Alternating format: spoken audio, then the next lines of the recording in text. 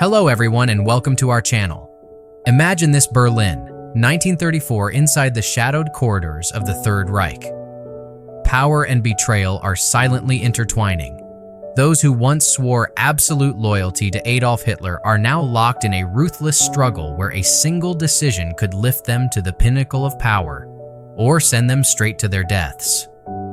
Today, we'll uncover the shocking story of the most ruthless inner circle in history where ambition, blood, and secrets shaped the entire world.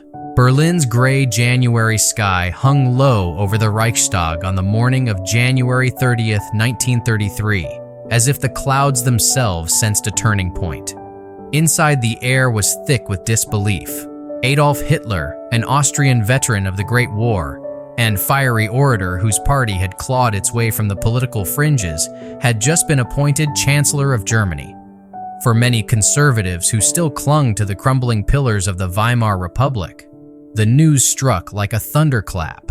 Some thought this appointment a clever way to cage the radical Nazi movement, to use Hitler's populist appeal while keeping him on a short leash. Others, more astute, felt a chill of foreboding, sensing that something irretrievable had shifted.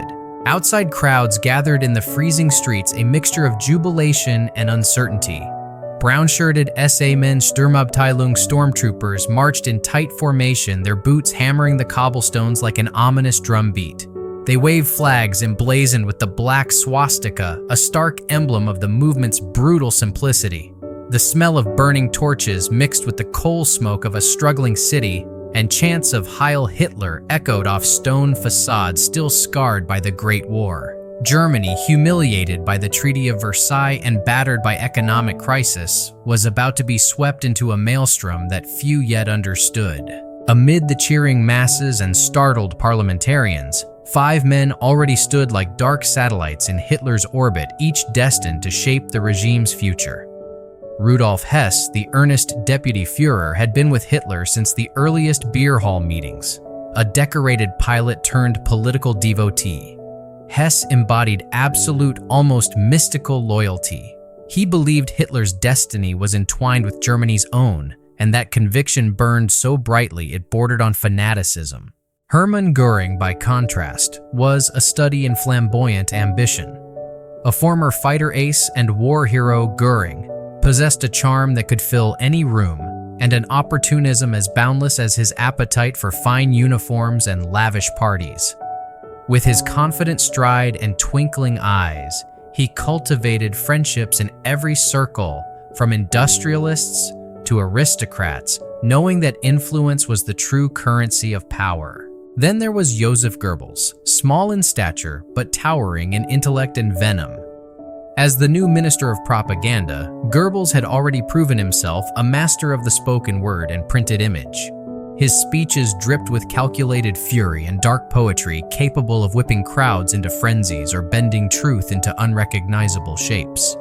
To Goebbels, Hitler was not merely a politician but the herald of a new German mythology. In sharp contrast to these theatrical figures stood Heinrich Himmler, a soft-spoken former chicken farmer whose mild exterior masked an iron will and chilling efficiency.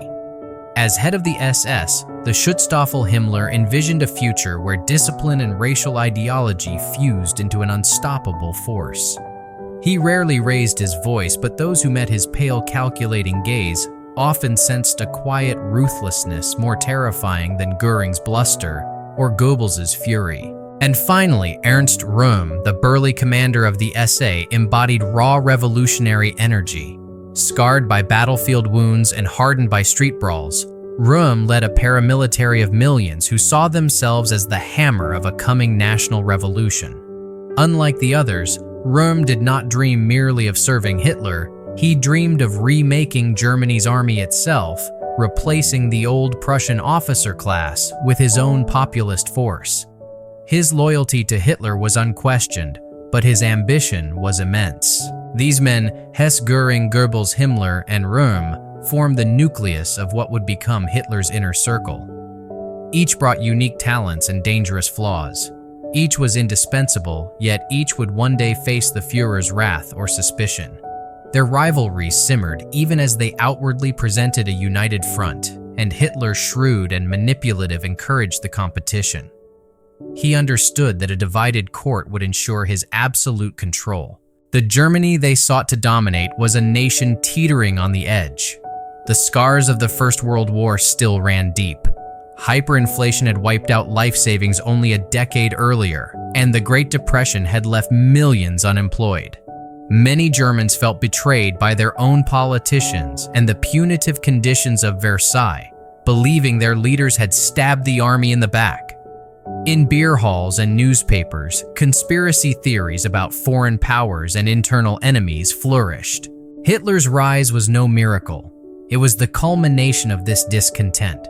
His promises of national revival, economic strength, and revenge against perceived enemies, Jews, communists, and the Western victors, struck chords of both fear and hope. He positioned himself as the savior who could restore German pride using rhetoric that blended folk myth, pseudoscience, and the intoxicating lure of unity. Within weeks of his appointment, the machinery of transformation began. The Reichstag fire in February 1933 provided the perfect pretext for crushing political opponents. Civil liberties were curtailed, communists and socialists were rounded up. The Enabling Act passed in March, granting Hitler the power to enact laws without parliamentary consent. Germany's fragile democracy crumbled almost overnight, replaced by a one-party state. While the world watched warily, many within Germany either cheered or simply held their breath. The conservative elites, business leaders, army officers, and aristocrats believed they could steer or restrain Hitler. They were wrong. Behind the pomp of torchlight processions and orchestrated rallies, the jockeying for influence among Hitler's lieutenants had already begun. Each man in the inner circle sensed that the new order offered boundless opportunities and mortal danger. Hess immersed himself in the mystique of Hitler's mission, serving as a faithful adjutant and gatekeeper, but lacking the ruthless cunning of others. Göring schemed for economic and military dominance, already eyeing control of the police and intelligence apparatus. Goebbels expanded his propaganda empire, transforming radio, film, and print into weapons of mass persuasion. Himmler quietly strengthened the SS, recruiting only the most ideologically committed, preparing them for tasks not yet spoken aloud. And Röhm, restless and bold, drilled his millions of brown shirts and dreamed of an army that would make the old generals obsolete. In cafes and back rooms across Berlin, whispers spread of looming conflict, not with foreign powers, but within the Nazi movement itself. Could Röhm's SA, now numbering in the millions, be satisfied with a mere supporting role? Would the Reichswehr, Germany's professional army, tolerate a rival force swelling in the streets? And how long could Hitler balance these competing ambitions before the tensions erupted? The answers would come soon enough. In the smoky air of 1933, the seeds of betrayal and bloodshed were already sown. Hitler, ever the tactician, understood that power was not simply seized, but constantly negotiated. He watched his deputies, carefully rewarding loyalty, punishing hesitation, and ensuring that none grew strong enough to challenge him. The gathering storm was not merely Germany's political upheaval, it was the brewing tempest within the Nazi elite, a storm that would one day break with lethal force. For now, though, the torchlit parades continued, a hypnotic spectacle for a nation desperate for direction. Children waved flags, soldiers saluted, and the world looked on, some in admiration, others in dread. The inner circle basked in the glow of victory, unaware, or perhaps unwilling to admit, that their greatest battles would be fought not only against Germany's enemies, but against each other. The year 1933 unfolded like a stage set for political theater, and the newly empowered Nazi elite played their parts with zeal. Behind the spectacle of swastika banners and torchlit rallies, the men closest to Adolf Hitler were quietly calculating how to turn his sudden rise into their own lasting power. Each figure, though united under the Nazi banner, harbored personal visions that could not easily coexist. Rudolf Hess, Hitler's deputy Führer, seemed at first the least threatening. Devoted almost to the point of worship, Hess treated Hitler's words like scripture. His loyalty bordered on mysticism. He believed the Führer's destiny was guided by forces beyond human comprehension. Hess's soft-spoken demeanor belied a rigid ideology. He kept meticulous records of Hitler's speeches and sought to codify every phrase as if preserving sacred texts. His subservience made him appear harmless, but it also meant he lacked the political instincts necessary to navigate the shark-infested waters of Nazi leadership. For now, Hess's role as gatekeeper gave him access to the Führer, yet his naivety would one day leave him isolated. In striking contrast stood Hermann Göring, the former World War I flying ace, whose medals glittered as brightly as his ambitions. Göring exuded charisma. He greeted visitors with a booming laugh, his uniform dazzling with custom embroidery and jeweled decorations. But behind that jovial facade was a man who craved influence like oxygen. He quickly seized control of the Prussian police force and began molding it into a powerful instrument of state repression. Göring cultivated industrial magnates and high-ranking army officers, promising them lucrative contracts and protection from the storm of radical street politics. To these elites, he presented himself as a bridge between old Germany and the new Nazi state, a man of refinement who could keep Hitler's revolutionary energy in check while still advancing their interests.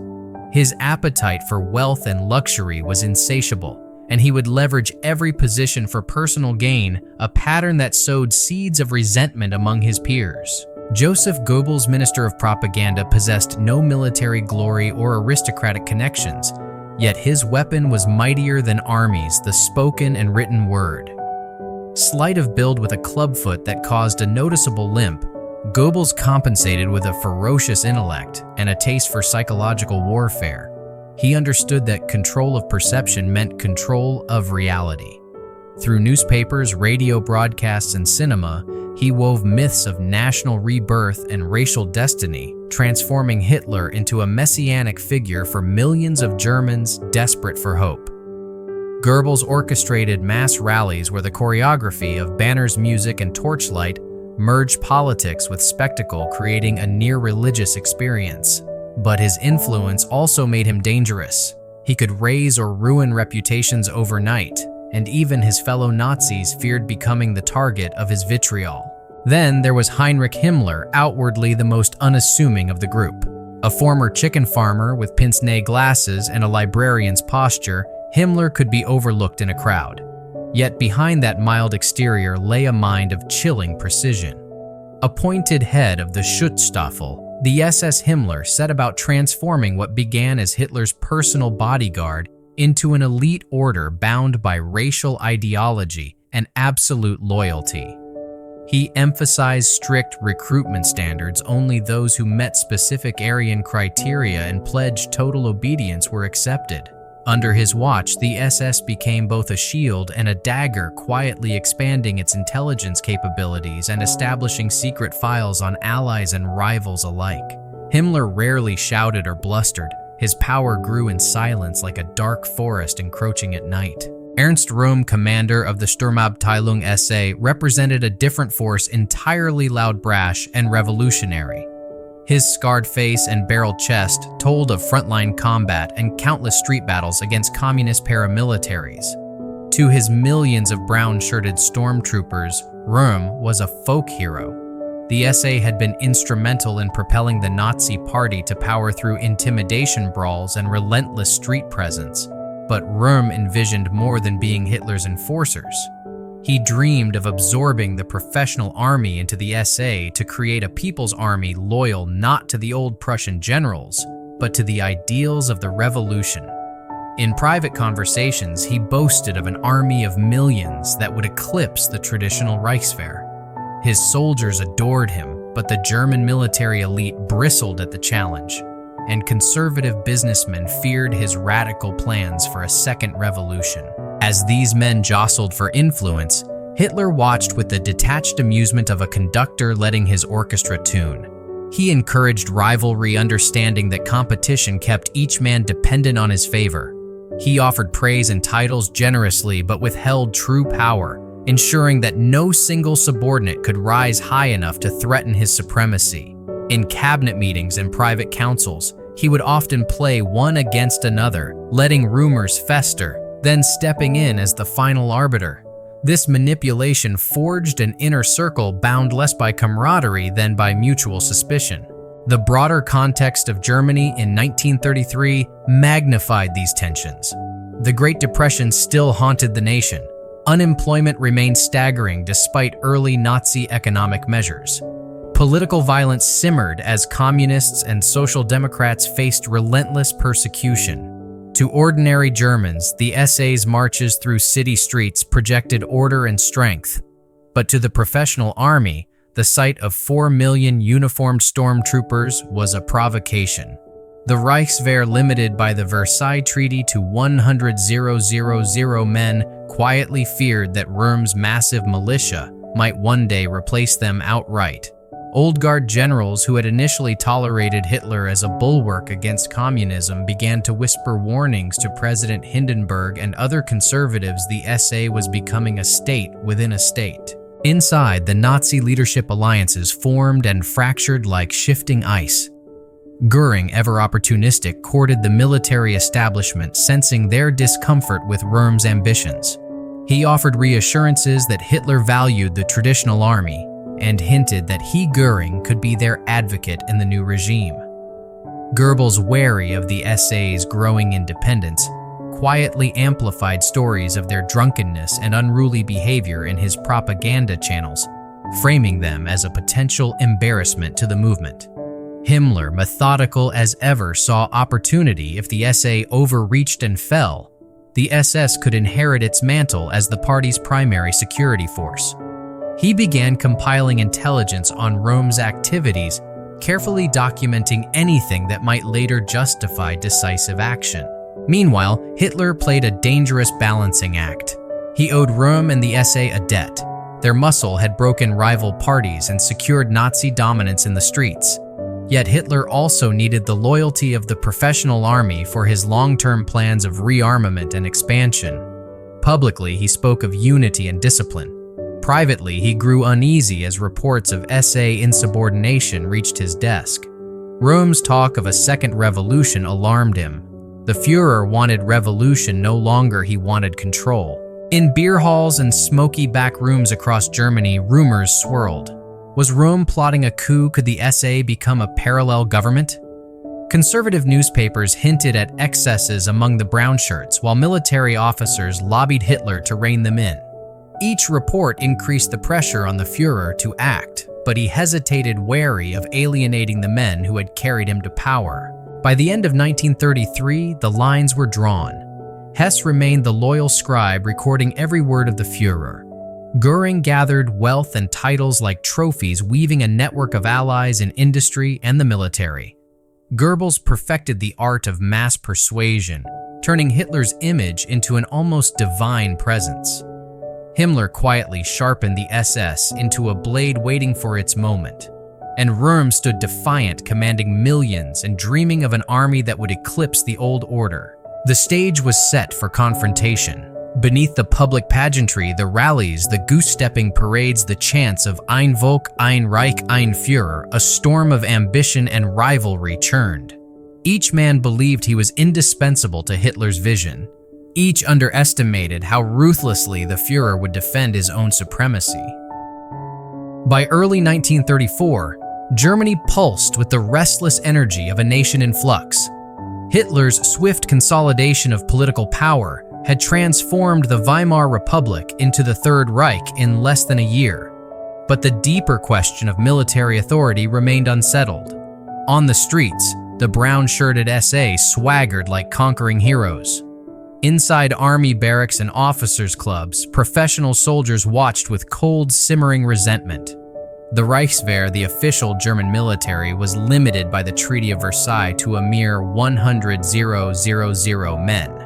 The SA, meanwhile, had swollen into a paramilitary force of over 4 million. The contrast was not just alarming, it was existential. To many Germans, the SA looked like the embodiment of national revival.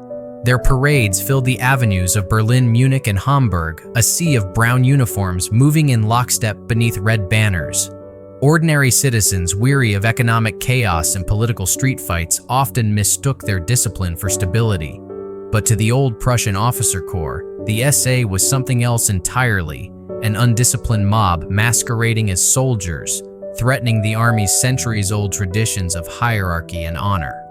The Reichswehr's generals, veterans of the Great War, regarded the SA as an unpredictable force that could drag Germany into reckless adventures or civil war.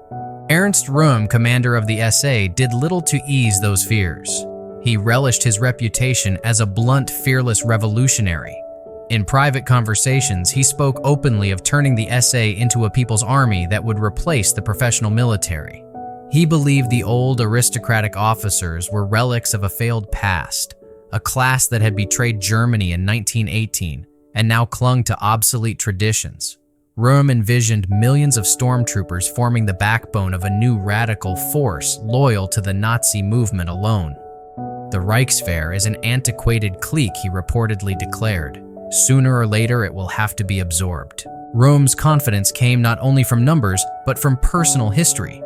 He was a decorated veteran of World War I, scarred in body and spirit by trench warfare. He had fought alongside Hitler during the early days of the Nazi Party, sharing beer halls and police raids, surviving beatings and arrests. That camaraderie gave him a sense of intimacy with the Führer that few others could claim. Röhm addressed Hitler by his first name, Adolf, a familiarity that no one else dared. It was both a sign of loyalty and a challenge to the emerging cult of the Führer, proof that Röhm saw himself as a partner, not merely a subordinate. But as 1934 unfolded, cracks began to widen between Röhm's revolutionary zeal and Hitler's evolving strategy. The Führer no longer sought upheaval, he wanted legitimacy. His ambitions required the support, or at least the acquiescence, of Germany's industrialist financiers, and most crucially, the army. Hitler dreamed of rearming the nation, defying Versailles, and eventually launching expansionist wars. None of that could be accomplished without the trained officer corps and their control of modern weaponry. The SA's millions were a blunt instrument useful for intimidation, but too unruly for the precision Hitler envisioned. The Reichswehr's leaders sensed both the danger and the opportunity. Defense Minister Werner von Blomberg and other top generals began pressing Hitler to act. They warned that the SA's growing power threatened the unity of the state and could trigger civil unrest. Some whispered that if the brown shirts were not reined in, the army might have to intervene, an implicit threat of coup. In private meetings, they made it clear if Hitler wanted their loyalty for his future wars, he must curb Röhm. The pressure mounted from other corners as well. Industrialists who had once viewed the SA as a bulwark against communism now feared its radical, almost socialist rhetoric. Many SA leaders talked openly of a second revolution to redistribute wealth and dismantle the privileges of the old elites. Business magnates who funded the Nazi rise recoiled at such talk. Even within the party, key figures like Hermann Göring and Heinrich Himmler recognized that Röhm's ambitions endangered their own positions. Göring, who had carefully cultivated relationships with the army and big business, saw an opening to present himself as the Führer's indispensable mediator. Himmler, quietly expanding the SS under his command, understood that weakening the SA would leave room for his own black uniformed force to rise. Röhm, for his part, dismissed the growing chorus of warnings. He believed Hitler could not afford to alienate the SA, whose muscle had carried the Nazis to power. He reminded anyone who would listen that it was his men who had brawled in the streets, broken up communist meetings, and intimidated voters. Without them, he argued there would be no Third Reich. His confidence blinded him to the shifting balance of power. He continued to make provocative speeches demanding a true revolution that would sweep aside the old elites and fulfill the radical promises of National Socialism. Tension thickened the air in Berlin's ministries and Munich's beer halls alike. Reports of SA indiscipline, drunken street fights, unauthorized raids, even extortion filled police files and newspaper columns. Goebbels, master of propaganda, began to circulate stories of SA excesses, subtly undermining their heroic image. Conservative newspapers ran editorials warning of a state within a state. To many Germans, the SA seemed less like guardians of order and more like a looming threat. Hitler, ever the strategist, hesitated. Röhm was an old comrade. Their shared history and Röhm's early loyalty weighed heavily on him. For months, he tried to broker peace between the SA and the army, offering reassurances to both sides while avoiding a direct confrontation. He invited Röhm to meetings, listened patiently, and occasionally promised reforms to appease the generals. Yet Hitler also began to distance himself, appearing less frequently at SA events and more often in the company of military leaders and industrialists. In private, he confided to close aides that Röhm was becoming a liability. By the spring of 1934, the situation had become untenable. The army demanded decisive action, and powerful allies like Göring and Himmler whispered that Röhm might even be plotting a coup. Himmler's SS secretly compiled dossiers on SA leaders documenting alleged conspiracies and moral scandals. These files, some based on fact, others embellished, would later serve as justification for a purge. International developments added urgency. Hitler's foreign policy was beginning to test the limits of the Versailles Treaty. He could not risk a civil conflict that might invite foreign intervention or weaken Germany before rearmament was complete. The SA, with its talk of revolution and its unruly masses, threatened to derail his carefully staged ascent to absolute power. Meanwhile, ordinary Germans sensed that something ominous was brewing. Rumors spread through cafes and tramcars the SA was about to take over the army. The army was about to crush the SA. Hitler would soon make a fateful choice. In working-class neighborhoods, SA men still paraded proudly, but even they noticed a subtle shift. Their Führer, once a frequent guest at their rallies, now sent only terse statements of support. By early June, Hitler had reached his decision. He summoned Röhm for a private meeting at the mountain retreat of Bad Wiessee. To Röhm, the invitation seemed a gesture of reconciliation. To Hitler, it was a calculated step toward the inevitable. In secret, he conferred with Göring, Himmler, and key army officers, laying plans for a swift and brutal strike. The SS prepared detailed lists of SA leaders to be arrested or executed. Göring positioned police units for rapid action. The army stood ready to provide backup if needed. The storm that had been gathering for months was about to break.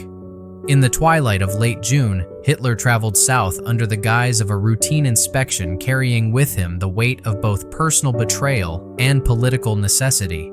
The friendship that had once bound him to Ernst Röhm, cemented in blood and beer hall camaraderie, was about to end in violence. For the SA, for the army, and for Germany itself, the next few days would mark a turning point from which there was no return. The summer of 1934 arrived hot and heavy, the air over Germany thick with rumor and unease. Berlin cafes buzzed with speculation. Would Hitler finally break with the SA? Would the army move first in the upper echelons of Nazi leadership? The tension was almost unbearable. Everyone sensed that some decisive act was coming, but no one knew when or who would survive it. Hitler had made up his mind.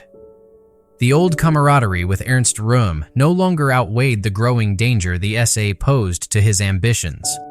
Röhm's talk of a second revolution, his swaggering independence, and the SA's sheer size all threatened the carefully constructed alliance Hitler was forging with Germany's industrialists and the professional army. To win the generals' loyalty and secure the Reichswehr as the core of a future war machine, he would have to shatter the very movement that had carried him to power. The plan was drawn in secrecy. Heinrich Himmler and his trusted deputy Reinhard Heydrich prepared meticulous intelligence dossiers on Röhm and other SA leaders, cataloging every indiscretion and rumor that could justify action, real or imagined. Himmler's black uniformed SS men were ready to strike at a moment's notice. Hermann Göring coordinated with the Gestapo and Prussian police, ensuring that communications lines and transportation hubs could be controlled. Even Defense Minister Werner von Blomberg and the Army High Command were discreetly informed, reassured that the Reichswehr would not be targeted. For once, the generals and the Nazi Party were aligned. Hitler chose the end of June for the blow. Röhm and his top officers were summoned to a leadership conference at the spa town of Bad Wiessee in Bavaria, ostensibly a casual weekend retreat to settle misunderstandings and plan the SA's future. Röhm, still confident in his personal bond with Hitler, accepted without suspicion. He arrived with his staff on June 29th, the Alpine air warm and deceptively calm. In the pre-dawn darkness of June 30th, 1934, Hitler's motorcade raced from Munich toward Bad Wiessee. He wore his brown party uniform but carried the cold resolve of a man who believed history demanded blood. Shortly after dawn, he burst into the hotel where Röhm and his commanders slept. Eyewitnesses recalled Hitler's face flushed with fury as he stormed through the corridors, flinging open doors and denouncing his former comrade as a traitor. Röhm, startled and half-dressed, was arrested on the spot. Other SA leaders were dragged from their beds by armed SS men, bewildered and protesting. Simultaneously across Germany, carefully timed raids unfolded. SS squads and Gestapo officers fanned out through Berlin, Munich, and dozens of other cities armed with lists of names. SA district leaders were seized in their homes, many still in their nightclothes. Some were executed on the spot. Others were taken to makeshift prisons for interrogation that often ended in gunfire. In Berlin, Hermann Göring personally directed operations from the Gestapo headquarters, barking orders into telephones as reports of arrests and shootings flowed in. The purge quickly expanded beyond the SA. Hitler seized the opportunity to settle old scores and eliminate anyone suspected of disloyalty. Former Chancellor Kurt von Schleicher and his wife were gunned down in their home. Gregor Strasser, once a rival within the Nazi Party, was murdered in a Berlin cell. Conservative critics, troublesome journalists, and others who had crossed the regime found themselves suddenly targeted. What began as an attack on Röhm's stormtroopers widened into a political bloodletting. By evening, the streets of major German cities were eerily quiet. The population, stunned by the speed of events, waited for news that came only through heavily controlled channels. Goebbels' propaganda machine moved swiftly, broadcasting official statements that the government had thwarted a treasonous SA coup. The radio crackled with announcements of traitors to the Reich, executed for plotting to overthrow the state. Many Germans, weary of years of political violence and chaos, accepted the explanation or chose not to question it. At Stadelheim prison in Munich, Ernst Röhm languished in a solitary cell. For hours, he refused to believe that Hitler, his old comrade from the beer hall days, would truly order his death. Late on July 1st, SS officers offered him a pistol, giving him the honor of suicide. Röhm refused, declaring, "If I am to be killed, let Adolf do it himself."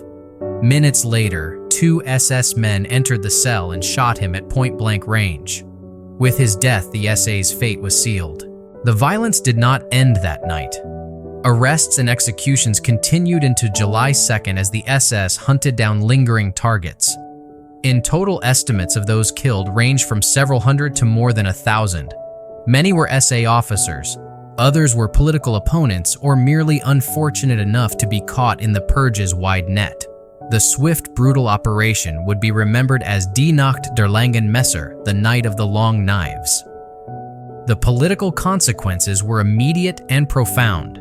President Paul von Hindenburg, old and ailing, sent Hitler a telegram congratulating him on crushing treason. The Reichswehr leadership, reassured that the SA would no longer challenge their authority, pledged loyalty to the Führer.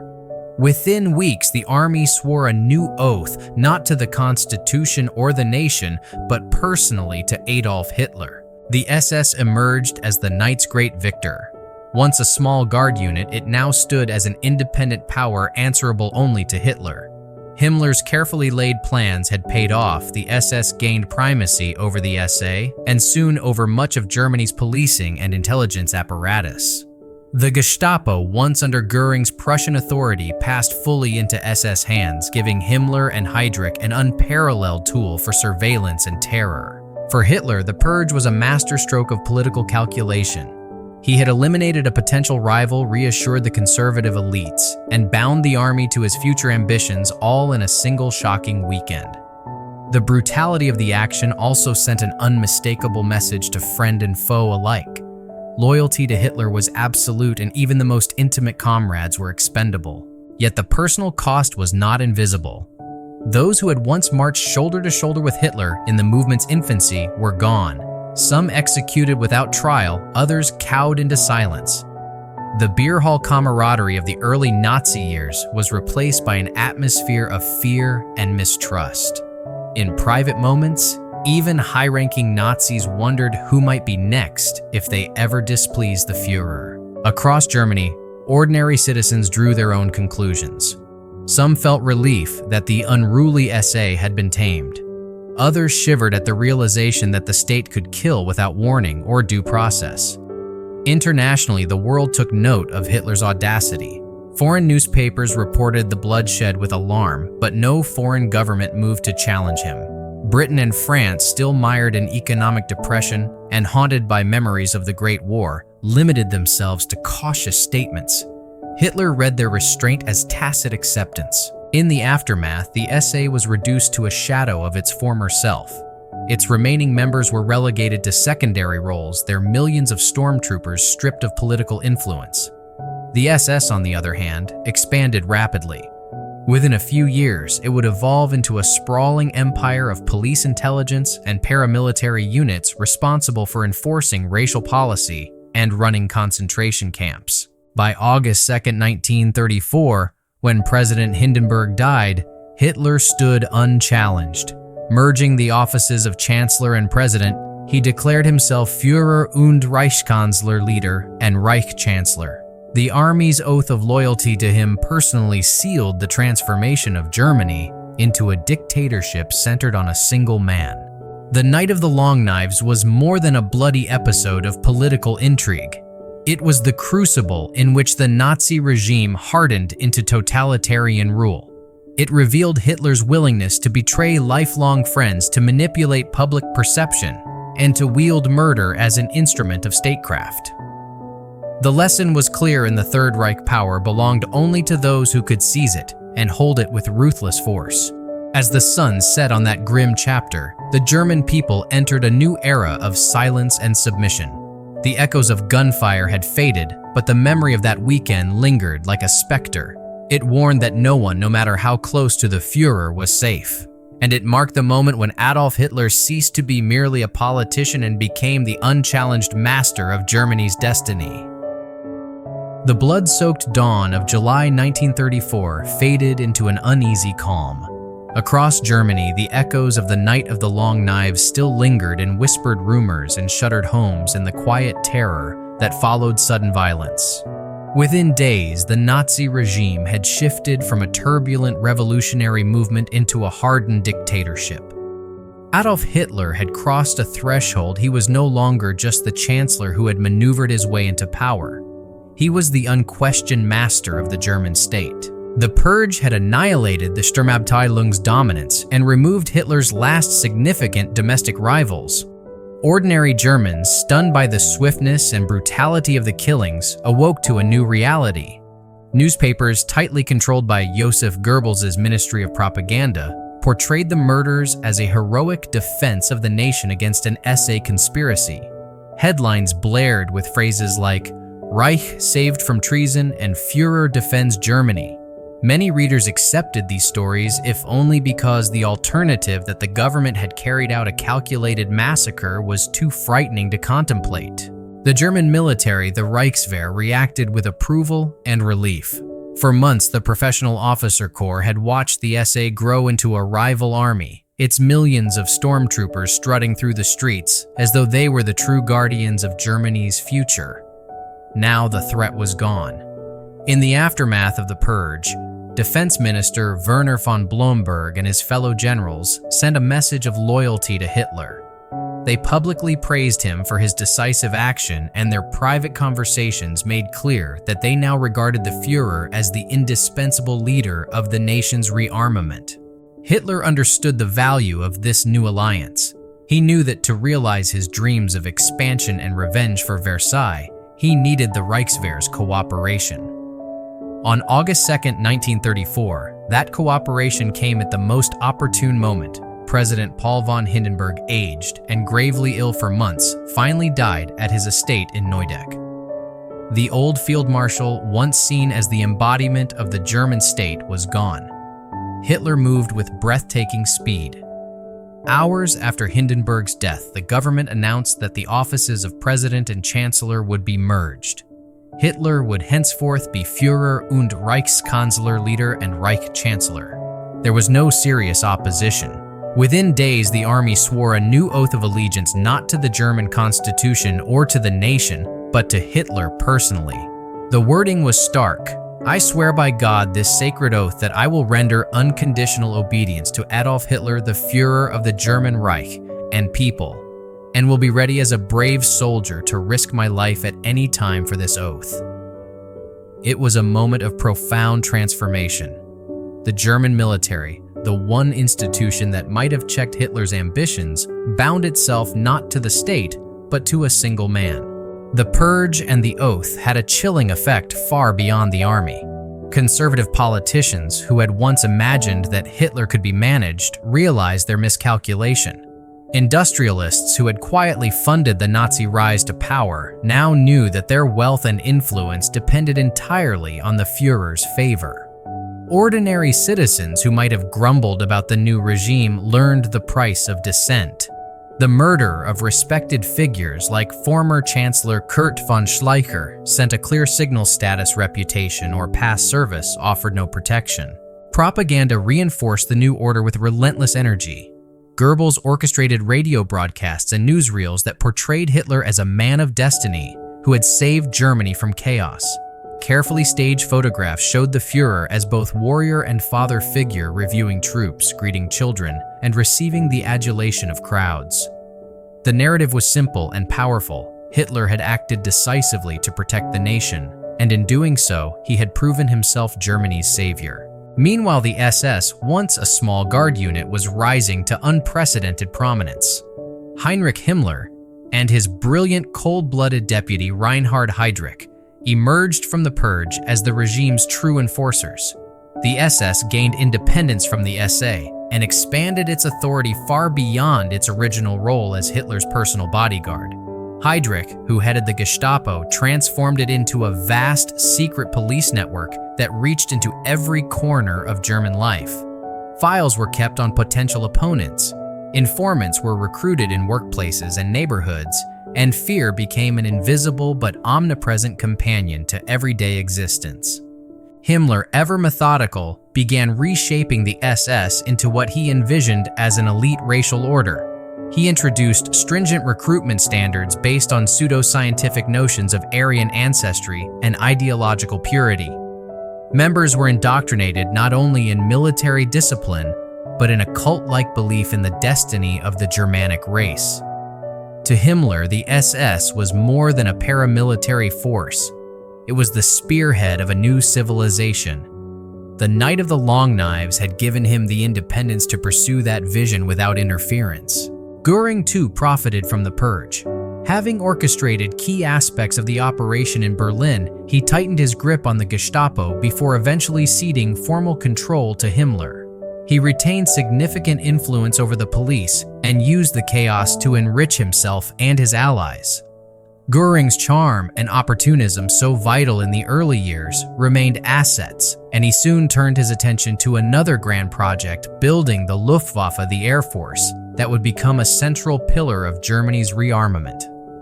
His grand uniforms grew ever more elaborate, his social gatherings more extravagant, and his confidence seemingly unshakable. While the Nazi elite jockeyed for advantage, ordinary Germans felt the weight of a transformed society. Civil liberties had been dismantled almost overnight. The Reichstag fire decree and the Enabling Act had already stripped citizens of constitutional protections, but the purge deepened the climate of fear. Neighbors hesitated to speak openly, worried that a careless word might be reported to the Gestapo. Independent newspapers fell silent or became mouthpieces for the regime. Labor unions, opposition parties, and civic organizations were dissolved or absorbed into Nazi structures. Germany's once vibrant political culture vanished, replaced by a single-party state where loyalty was measured in silence and salutes. Yet Hitler also understood the need to deliver tangible results.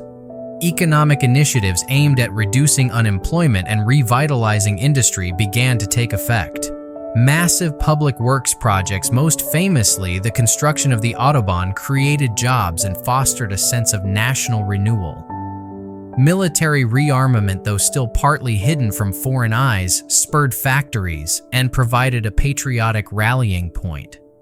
To many Germans weary of years of economic despair, these developments seemed miraculous. Wages stabilized, pride returned, and for a time the fear of political repression was tempered by the visible signs of recovery. Internationally, reactions to the purge were cautious but telling. Foreign newspapers expressed horror at the scale of the killings, but Britain and France, preoccupied with their own economic woes and still haunted by the losses of the Great War, offered little more than diplomatic protests. Their reluctance to confront Hitler emboldened him. He saw in their silence a green light to push further, to defy the Versailles Treaty, to rearm openly, and eventually to pursue territorial expansion. Inside the Nazi hierarchy, the Night of the Long Knives set a precedent. Ruthless violence could be used to settle internal disputes and strengthen Hitler's grip. It also bred a subtle but enduring mistrust among the remaining leaders. They had witnessed how quickly allies could become targets. Hermann Göring, Joseph Goebbels, and even Himmler understood that their survival depended on absolute loyalty and the constant demonstration of usefulness to the Führer. Friendships became fragile, alliances temporary. Everyone knew that Hitler thrived on rivalry within his circle, encouraging competition to keep each subordinate dependent on his favor. As 1935 approached, Germany was no longer a fragile republic or even a transitional dictatorship. It was a totalitarian state centered entirely on one man's will. The Reichswehr, once a potential counterweight, now pledged itself personally to Hitler. The SS and Gestapo ensured that dissent was crushed before it could take root. Propaganda saturated the culture, shaping perceptions and bending reality to the party line. Economic revival masked the underlying brutality, allowing many Germans to embrace the regime as both protector and provider. The transition from the chaotic revolutionary movement of the early 1930s to the ironclad Nazi state was complete. Hitler's gamble, the calculated, cold-blooded slaughter of comrades and rivals, had paid off. He now stood at the pinnacle of German power, a position secured not by democratic mandate, but by terror manipulation and the willingness to destroy anyone who threatened his supremacy.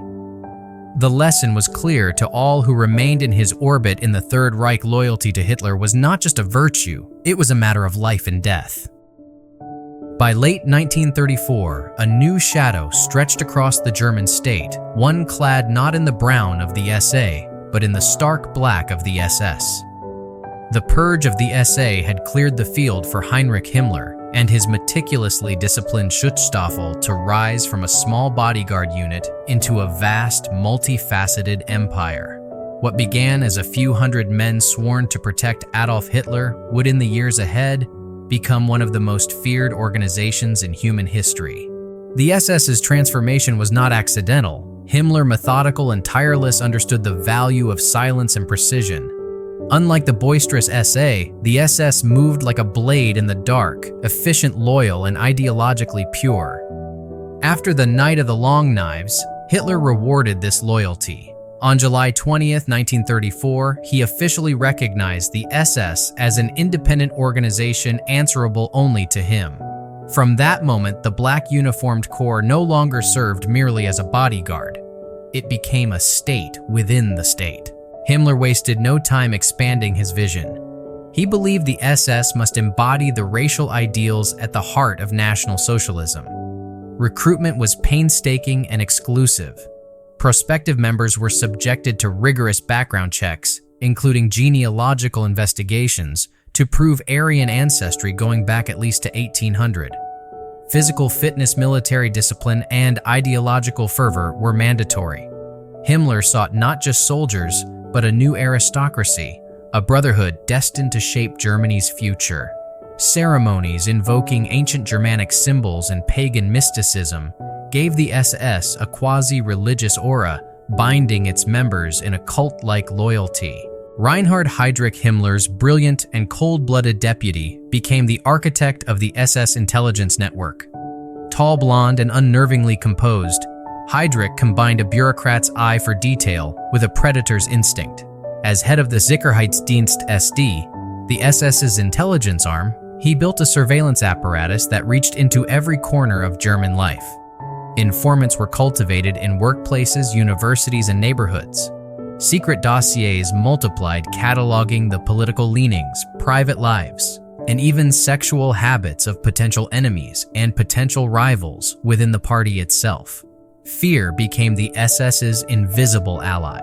In 1934 and 1935, the Gestapo, the secret state police originally under Hermann Göring, was brought fully under SS control. This merger gave Himmler and Heydrich unparalleled authority. The Gestapo could arrest anyone without warrant, hold them without trial, and interrogate them with brutal methods. Ordinary Germans soon learned to lower their voices and watch their words. A neighbor's complaint or an overheard joke could lead to a midnight knock on the door. The mere mention of the Gestapo sent chills through families and workplaces. The SS also expanded its reach into policing and concentration camp administration. The early camps, Dachau being the first, had been improvised prisons for political opponents. Under SS management, they became systematic instruments of terror. Himmler described them as schools of discipline for those who threatened the Reich, but their true purpose was clear: to crush dissent through forced labor, torture, and fear. By the mid-1930s, Dachau served as a training ground for SS guards who would later oversee an ever-growing network of camps across Germany and eventually occupied Europe. Meanwhile, the Nazi state's broader ambitions were coming into focus. Hitler aimed to defy the Versailles Treaty, openly rearming the nation and preparing for territorial expansion. To achieve this, he needed a disciplined apparatus to enforce ideological conformity and suppress any hint of resistance. The SS was perfect for the task. Himmler's men operated with ruthless efficiency, untethered from legal constraints. Courts were bypassed, warrants were unnecessary, and guilt was assumed.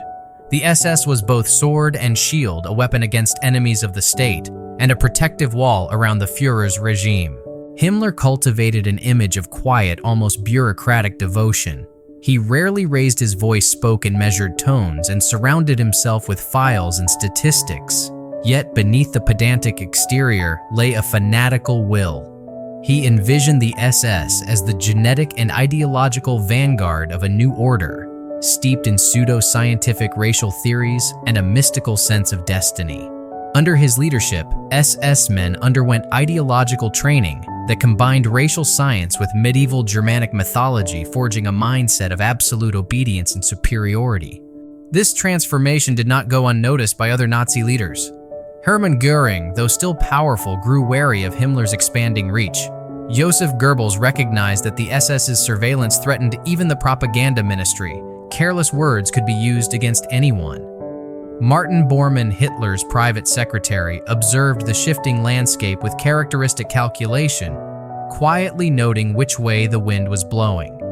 Within the inner circle, alliances remained fluid, but everyone understood that the SS was becoming indispensable to Hitler's rule. The German public, too, began to sense the change. Whereas the SA had been loud and visible, brawling in beer halls and marching in vast parades, the SS exuded a colder, more menacing presence. Their black uniforms with silver runes, their polished boots, and their silent discipline projected an aura of relentless authority. They were less a street militia than an elite order, distant, untouchable, and frighteningly efficient. Children whispered about them, adults avoided their gaze. By 1936, the SS's influence extended deep into the fabric of the Reich. It oversaw not only political policing, but also racial policy, border security, and the rapidly expanding concentration camp system. When Germany remilitarized the Rhineland that year, an open violation of the Versailles Treaty, the SS ensured that any domestic opposition was swiftly silenced. Foreign governments issued mild protests but took no action, emboldening Hitler and validating the SS's role as both enforcer and protector of the regime's ambitions. The SS's growing power also reshaped the internal dynamics of the Nazi Party. Rivalries that had once defined the inner circle began to take on a new edge. Göring, with his flamboyant uniforms and love of luxury, increasingly focused on the Luftwaffe and economic influence. Goebbels tightened his grip on propaganda, crafting spectacles that glorified the Führer and drowned the public in a constant stream of orchestrated emotion. But it was Himmler and Heydrich, operating mostly in the shadows, who quietly accumulated the tools of absolute control, intelligence policing, and the authority to eliminate enemies without question. Hitler encouraged these rivalries as he always had, understanding that a divided entourage ensured his own supremacy. He praised Göring's efforts one day, and Himmler's the next, careful never to give any single subordinate the sense of complete security. Yet his actions spoke volumes. Increasingly, he entrusted the SS with tasks that required both discretion and brutality, tasks he could not risk assigning to the more conspicuous SA or the traditional army. Whether it was the quiet suppression of political dissidents or the early enforcement of anti-Jewish laws, the SS became the executor of Hitler's most radical visions. For ordinary Germans, the rise of the SS meant a tightening vice. Informants reported overheard jokes about Hitler. Professors lost their positions for questioning party ideology. Artists and writers learned to censor their own thoughts.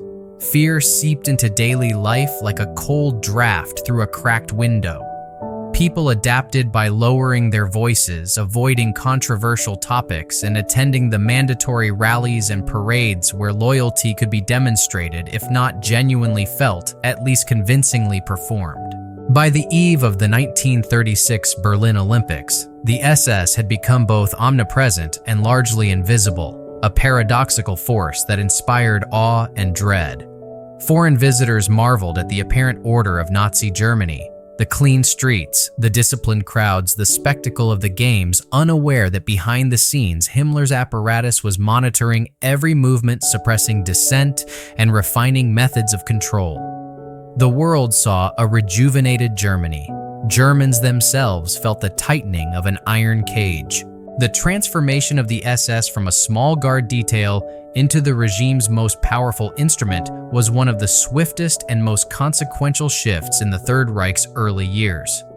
It marked a turning point where terror became systematized, where the machinery of repression operated not as ad hoc violence, but as a permanent feature of the state. For Hitler, this was essential. His plans for expansion, racial engineering, and eventual war required an organization unbound by law or morality, driven only by ideological fervor and obedience. By the mid-1930s, that organization was firmly in place. The SS stood ready, cold, disciplined, and loyal to carry out whatever orders the Führer would one day give. And as Europe watched with cautious curiosity, the black-clad men of Himmler's empire prepared for tasks far darker than the world yet imagined. By 1936, with the SS tightening its iron grip on Germany's internal security, Hermann Göring was experiencing the pinnacle of his own power, a dazzling ascent that made him for a time second only to Hitler in prestige and influence. If Himmler's SS represented the cold discipline of terror, Göring embodied the flamboyant face of Nazi ambition, grand uniforms heavy with medals, lavish hunting parties at his Carenhall estate, and a talent for turning politics into personal profit. Göring's rise had begun well before the Nazis seized power. A decorated fighter ace from the First World War, he carried the aura of a national hero, which helped legitimize the party during its scrappy early years. After the Night of the Long Knives, his loyalty to Hitler and deft orchestration of the purge earned rich rewards. Hitler showered him with titles Minister-President of Prussia, Reich, Minister of Aviation, and, most significantly, Commander-in-Chief of the newly created Luftwaffe. These posts gave Göring sweeping authority over the police, the Gestapo, until he ceded it to Himmler and Germany's burgeoning air force. The Luftwaffe became Göring's proudest creation. In open defiance of the Treaty of Versailles, he oversaw its rapid expansion, assembling squadrons of sleek modern aircraft and training a new generation of pilots. Air shows dazzled German crowds and unnerved foreign observers. To Göring, the roar of engines and the gleam of polished fuselages symbolized not just military might, but personal triumph. He relished inspections, striding across runways in his custom-designed sky blue uniform, basking in applause. The Luftwaffe's growth was a potent symbol of Germany's resurgence, and Göring positioned himself as its charismatic architect. But Göring's ambitions reached far beyond the clouds. In 1936, Hitler appointed him plenipotentiary for the Four-Year Plan, a sweeping mandate to prepare Germany's economy for war. This new role gave Göring control over key sectors of industry trade and resource allocation. He could dictate production quotas, seize raw materials, and direct investment according to the regime's militaristic goals. For industrialists seeking lucrative government contracts, cultivating Göring's favor became essential. Göring exploited this power with characteristic gusto. He brokered deals that enriched both the Nazi state and himself. Companies eager for government business found that a discreet donation or partnership with Göring's personal enterprises eased negotiations. He invested in mining concerns, secured a near monopoly on German steel production, and acquired vast estates. Visitors to Herrenhal, his palatial residence northeast of Berlin, were awed by its opulent halls filled with priceless art, much of it acquired under dubious circumstances. Foreign dignitaries and party elites attended extravagant banquets where Göring entertained in elaborate uniforms studded with diamonds, his laughter booming across candlelit tables. Yet Göring's extravagance stirred resentment within the Nazi hierarchy. Martin Bormann, Hitler's increasingly influential private secretary, quietly recorded the Reichsmarshal's excesses. Goebbels's propaganda ministry, while outwardly supportive, bristled at the challenge of glorifying a man whose appetite for luxury contrasted sharply with the party's rhetoric of sacrifice and discipline. Even Himmler, with his austere vision of a racially pure order, regarded Göring's indulgence with thinly veiled contempt. Still, Hitler tolerated, indeed often encouraged Göring's grand lifestyle. The Führer valued Göring's ability to charm industrialists and foreign diplomats, to transform complex economic directives into reality, and to serve as a flamboyant counterweight to the icy severity of Himmler's SS. Göring's very extravagance, some historians suggest, amused Hitler, who saw in it a way to keep his lieutenants competitive and dependent. In Hitler's court, rivalry was a tool of control, and Göring played his role with panache. Beyond the inner circle, Göring cultivated the image of a national benefactor. He championed reforestation projects, wildlife conservation, and the creation of vast game reserves. As Reich Master of the Hunt, he blended personal passion with political theater, presenting himself as the protector of Germany's forests and animals.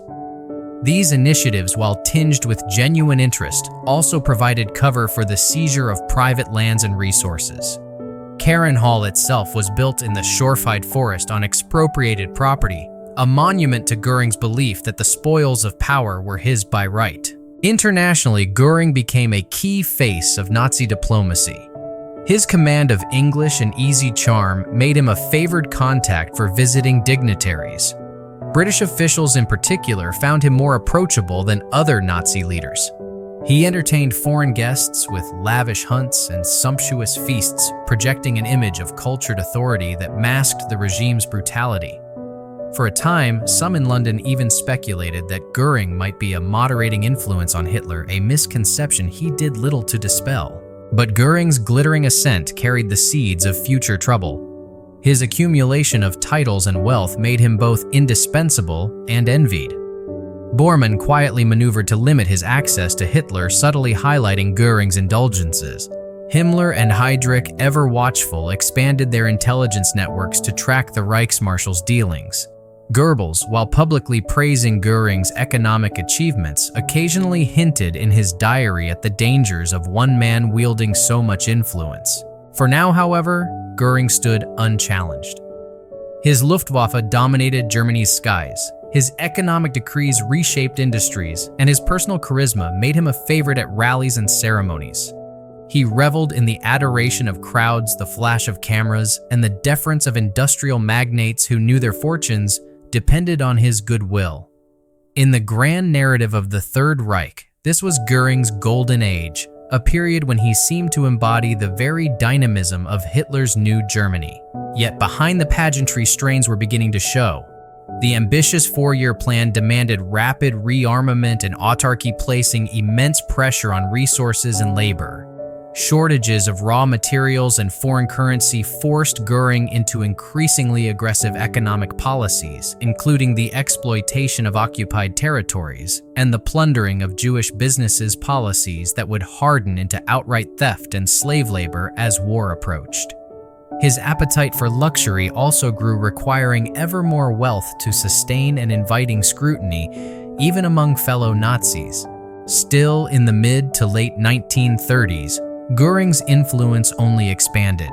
He oversaw the reoccupation of the Rhineland in 1936, a bold move that violated the Versailles Treaty but met with little resistance from Britain or France. The successful gambit boosted Hitler's confidence and Göring's prestige. He was hailed as both strategist and statesman, a man who could orchestrate daring moves while maintaining the facade of diplomacy. Göring also played a pivotal role in the 1938 Anschluss, the annexation of Austria, coordinating economic integration and ensuring that Austrian industries were swiftly absorbed into the German war machine. He negotiated with industrialists, arranged the seizure of Jewish-owned businesses, and ensured that the Reich's coffers benefited from the new territory. Each triumph reinforced his status as Hitler's favored executor of grand designs. At the same time, Göring continued to cultivate a carefully crafted public image. Newsreels showed him inspecting aircraft factories, greeting workers, and delivering rousing speeches about Germany's future in the skies. Children were encouraged to see him as a national hero. Pilots idolized him as a living legend. To many Germans, he personified the promise of technological progress and national resurgence. But beneath the glitter lay a man of contradictions. Göring's jovial charm could quickly turn to menace when challenged. He was capable of ruthless decisions, signing off on policies that dispossessed Jews and repressed dissent without hesitation. His love of art led to the systematic looting of masterpieces from occupied lands, a practice he justified as both cultural preservation and personal entitlement. Even his vaunted economic management was riddled with inefficiencies and corruption masked by propaganda and the temporary boost of rearmament spending. As the 1930s drew to a close, Göring's world of grand hunts and lavish banquets remained dazzling, but the stakes were rising.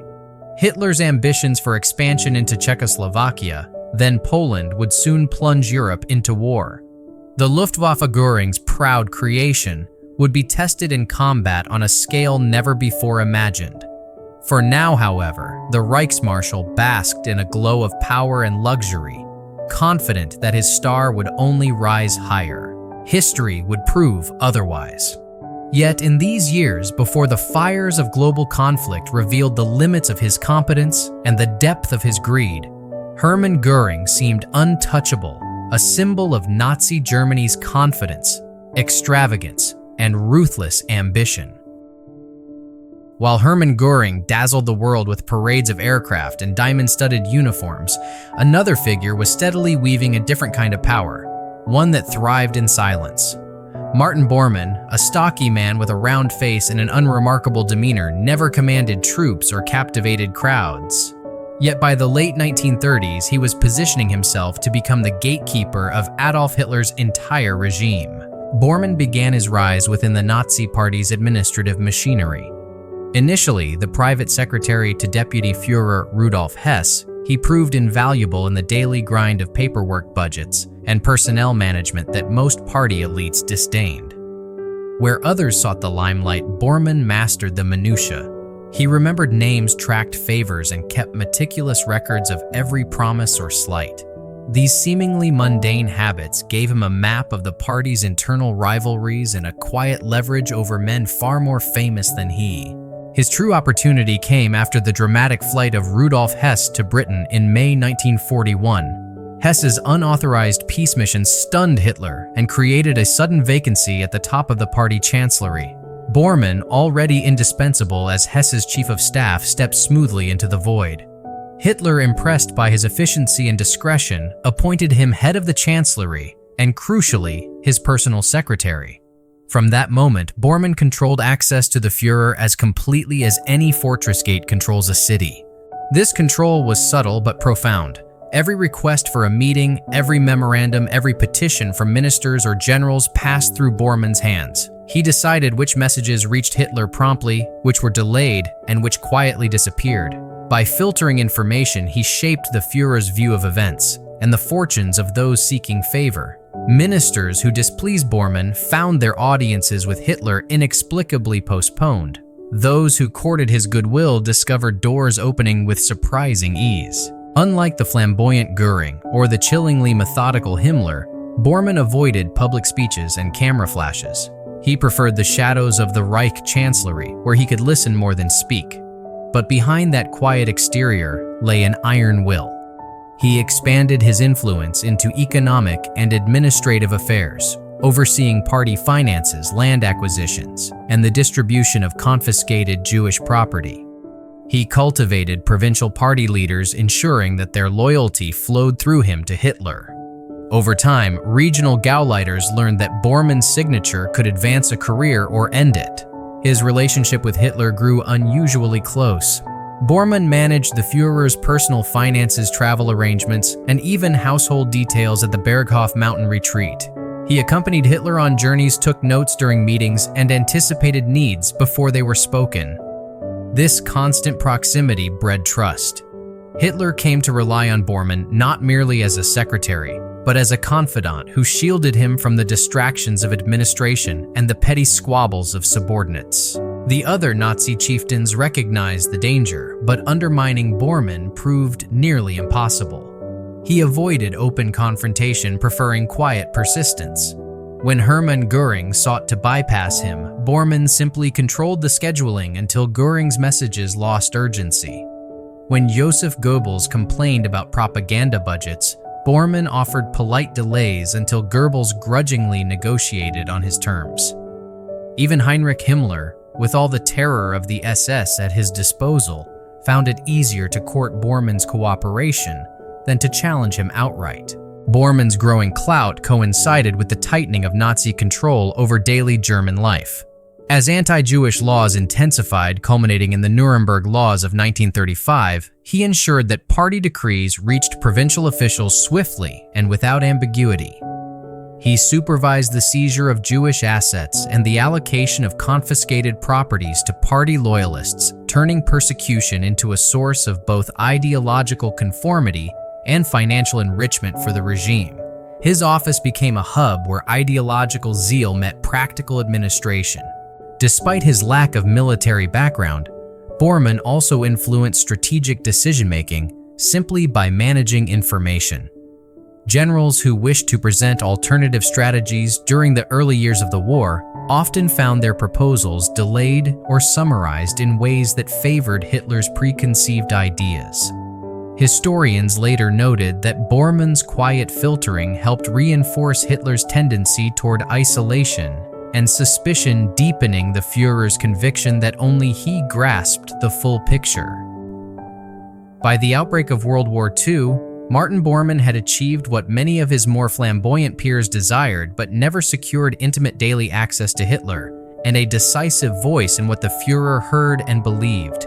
He commanded no armies, yet he could ruin a general's career. He had no propaganda ministry, yet he shaped the flow of information to the nation's leader. His power derived not from spectacle or terror, but from relentless administrative control, a power all the more formidable because it was invisible. Within the Nazi inner circle, rivalry and suspicion were constant, but Bormann thrived precisely because he seemed harmless. He rarely raised his voice or issued dramatic threats. He simply kept the keys to Hitler's world, and in a regime where proximity to the Führer was the lifeblood of authority, that was enough to make him indispensable. By the spring of 1941, the Third Reich appeared unstoppable. Hitler's forces had already conquered Poland, Norway, Denmark, the Low Countries, and France. Britain stood defiant but battered after the Blitz, and Hitler's gaze was turning east toward the Soviet Union. Amid the triumphant mood, one man within the Nazi hierarchy brooded in frustrated obscurity: Rudolf Hess, the once trusted deputy Führer, whose influence had steadily dwindled since Martin Bormann had tightened his control over access to Hitler. Hess had been with Hitler from the earliest days of the movement, an unwavering disciple who revered the Führer with almost religious devotion. But as the machinery of government expanded and the war escalated, Hess's ceremonial duties left him increasingly irrelevant. Policy decisions bypassed him, important meetings occurred without his presence, and the man who once served as Hitler's shadow felt himself fading into it. Observers noted his growing restlessness and fascination with astrology and mysticism, as if he were searching the heavens for a way to regain significance. In May 1941, Hess made a fateful decision that would both astonish and embarrass the Nazi leadership. Convinced that he alone could broker peace between Germany and Britain, he planned a secret solo mission to the United Kingdom. His belief was quixotic that he, as Hitler's deputy, might persuade British leaders to join Germany in an alliance against the Soviet Union. Hess imagined himself as a peacemaker who could end the war in the West and preserve Germany's strength for the titanic clash Hitler envisioned with the USSR. On the evening of May 10, 1941, Hess took off from Augsburg in a Messerschmitt Bf 110 twin-engine fighter, carrying maps, a pistol, and the conviction that he was about to change history. He flew alone across the North Sea, evading British radar with remarkable skill for more than 4 hours.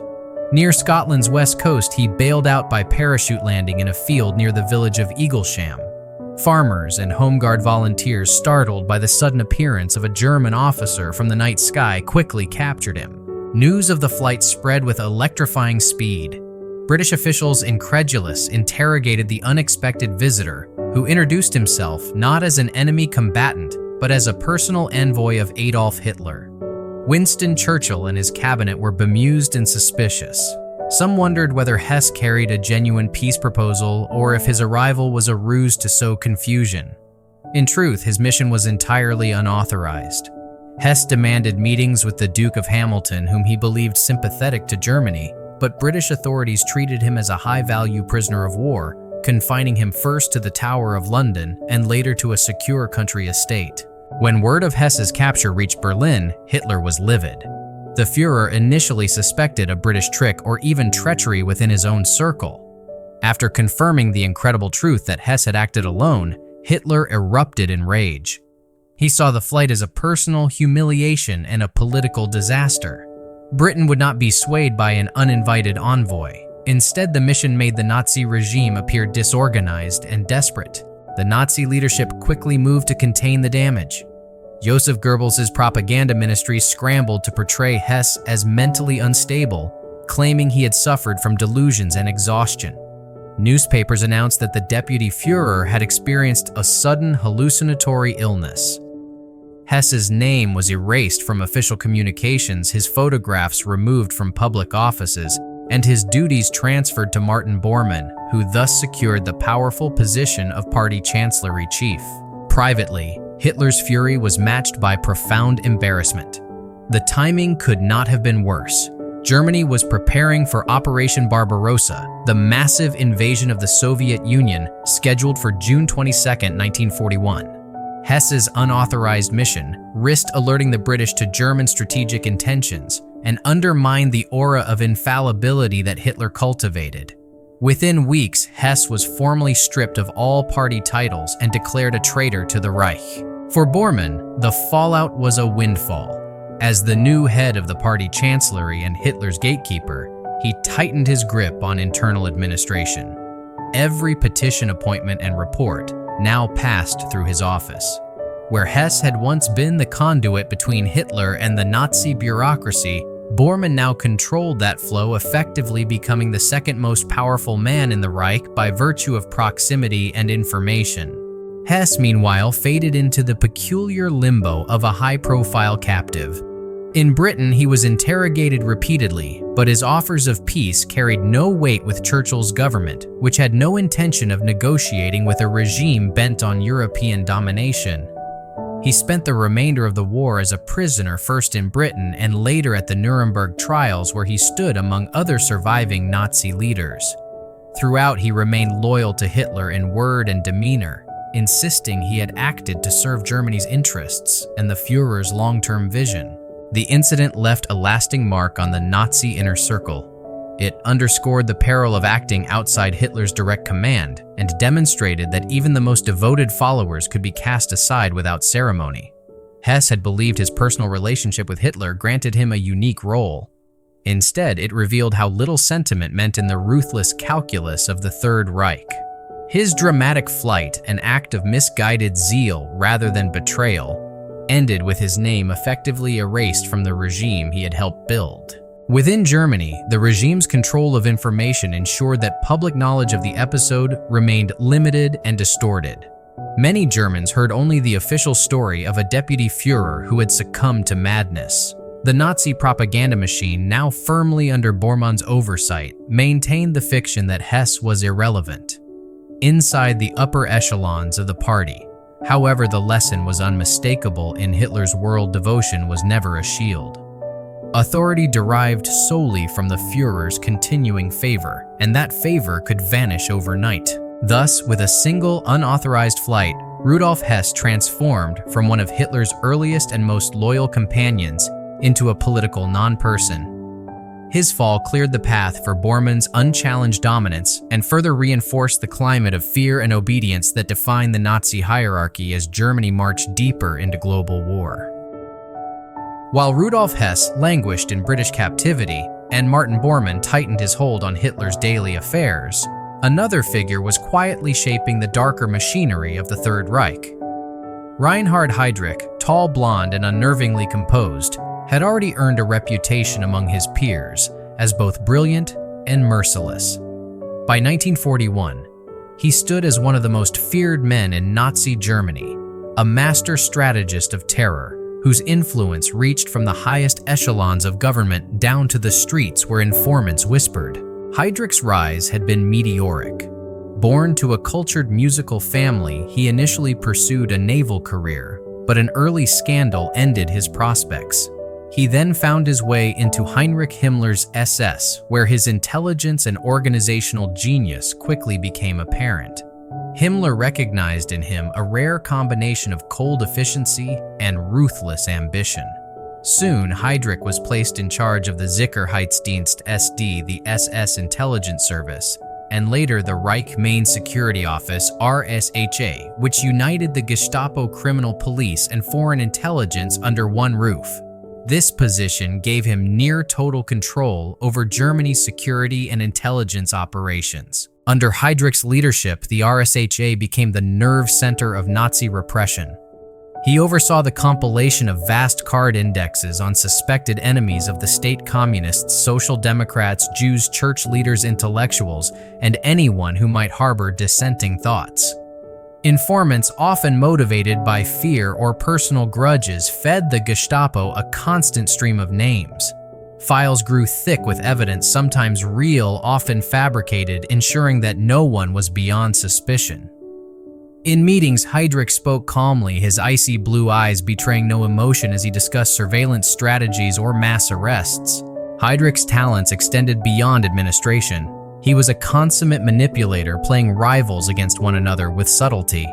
When Hermann Göring, once his superior, grew wary of the SS's rising power, Heydrich flattered him in public while quietly collecting compromising information through his intelligence networks. He shared just enough with Himmler to maintain trust while keeping key details for his own leverage. Within the labyrinthine politics of the Nazi hierarchy, Heydrich always seemed one step ahead.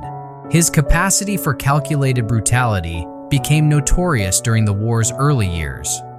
Following the invasion of Poland in 1939, Heydrich helped organize the Einsatzgruppen mobile killing squads tasked with eliminating Jews, Polish intellectuals, and other undesirables.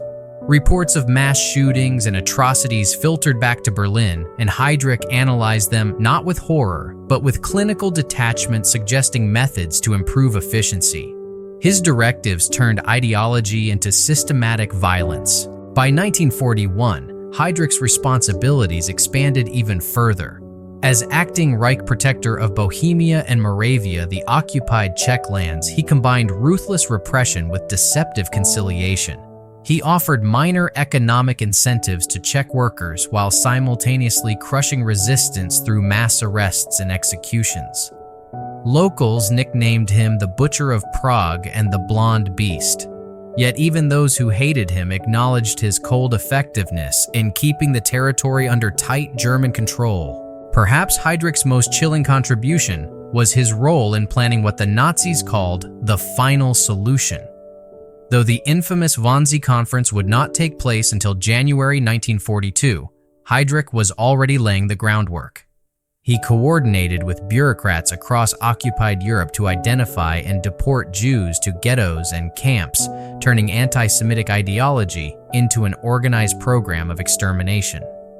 In secret memoranda, he wrote of the complete solution of the Jewish question in Europe, couching genocide in bureaucratic language that masked its horror. Hitler valued Heydrich's combination of loyalty, intelligence, and ruthlessness. In private conversations, he referred to him as the man with the iron heart, a grim compliment that captured both admiration and recognition of Heydrich's pitiless nature. Even Himmler, normally the master within the SS, sometimes seemed uneasy in Heydrich's presence. The deputy's relentless competence and growing popularity among younger SS officers hinted at a potential rival. This very brilliance, however, earned Heydrich dangerous enemies. Czech resistance fighters supported by British intelligence targeted him as the embodiment of Nazi oppression. In May 1942, as he rode in an open-top car through Prague, operatives Josef Gabčík and Jan Kubis launched a daring attack, throwing a grenade that mortally wounded him. Heydrich lingered for a week before succumbing to septicemia. His death sent shockwaves through the Nazi hierarchy and provoked savage reprisals, including the annihilation of the Czech village of Lidice. But in the months leading up to that fateful ambush, Heydrich stood at the pinnacle of his power. He personified the bureaucratic face of evil, cultured, yet cruel, methodical, yet imaginative, capable of both grand strategy and meticulous detail. His genius lay not in fiery speeches or public spectacle, but in the quiet efficiency with which he turned ideology into policy and policy into mass murder. For the Nazi inner circle, Heydrich's presence was both an asset and a warning. Allies respected his capabilities, but feared his ambition. Rivals like Göring and even Himmler recognized that Heydrich's influence, if left unchecked, could eclipse their own. Hitler, ever the manipulator, seemed to relish this tension, using Heydrich's efficiency while allowing others to worry about his growing power. As 1941 drew to a close, the Third Reich hurtled toward its most destructive phase, the invasion of the Soviet Union and the systematic extermination of European Jewry. In these endeavors, Reinhard Heydrich's fingerprints were everywhere in the orders signed, the trains scheduled, the intelligence gathered. He was the quiet architect of terror, the man who proved that cold calculation could be as deadly as any battlefield weapon. By the spring of 1942, Reinhard Heydrich ruled the Protectorate of Bohemia and Moravia with an iron precision that inspired dread even among his fellow Nazis. Czechoslovakia, carved apart after the 1938 Munich Agreement and occupied since 1939, was strategically vital to the Reich. Its factories produced weapons, aircraft engines, and machinery essential to Germany's war effort. Hitler had chosen Heydrich to pacify this crucial region, and the tall, sharp-featured SS general approached the task with his trademark blend of cold calculation and ruthless force. Heydrich's methods were as effective as they were brutal. He imposed strict labor controls to maximize industrial output while offering selective economic incentives to keep workers compliant. Strikes or sabotage were answered with swift arrests, torture, and executions. Czech cultural life was heavily censored. Underground newspapers were hunted down, and suspected resistance members vanished into prisons or concentration camps. His mix of calculated rewards and terror earned him nicknames like the Butcher of Prague and the Blonde Beast. Even hardened SS officers sometimes remarked on the icy efficiency with which he balanced fear and productivity. But Heydrich's very success made him a prime target for Allied planners seeking to strike at the heart of Nazi power. In late 1941, the Czechoslovak government in exile in London, working with British Special Operations Executive SOE, conceived a daring plan to assassinate Heydrich and ignite resistance in occupied Europe. The mission, codenamed Operation Anthropoid, selected two young Czechoslovak soldiers, Josef Gabčík and Jan Kubis, who had escaped to Britain after the German invasion. Trained in sabotage and parachute operations, they were tasked with killing one of the most heavily guarded men in the Reich. In December 1941, Gabčík and Kubis parachuted into the Protectorate under the cover of darkness. For months, they moved between safe houses aided by a clandestine network of Czech patriots who risked death for the mission's success. Despite Gestapo's sweeps and the constant threat of betrayal, the team meticulously studied Heydrich's routine. They discovered that he often traveled from his country residence to Prague Castle in an open-top Mercedes, accompanied by only a single driver and minimal escort, a rare lapse in Nazi security. On the morning of May 27, 1942, the ambush unfolded. Heydrich's car approached a sharp curve in the Prague suburb of Liban, slowing as expected. Gabčík stepped into the road submachine gun hidden beneath his coat and raised it to fire, but the weapon jammed. For a heartbeat, the plan teetered on disaster. Instead of ordering his driver to speed away, Heydrich, confident and armed, ordered the car to stop. He stood to confront the attacker. At that critical moment, Kubis hurled a modified anti-tank grenade. The explosion ripped through the car, sending shrapnel deep into Heydrich's body. The assassins fled amid gunfire and confusion, believing the mission might have failed. Heydrich was rushed to Bulovka Hospital in Prague, gravely wounded but initially stable. Surgeons removed fragments of the grenade and horsehair from the car's upholstery that had embedded in his flesh. For several days, it seemed he might survive. Hitler, enraged, dispatched top doctors from Berlin and demanded that every possible measure be taken to save him. But infection set in septicemia from bacteria carried by the grenade's casing, and on June 4, 1942, Reinhard Heydrich died. He was 38 years old. The assassination stunned the Nazi leadership.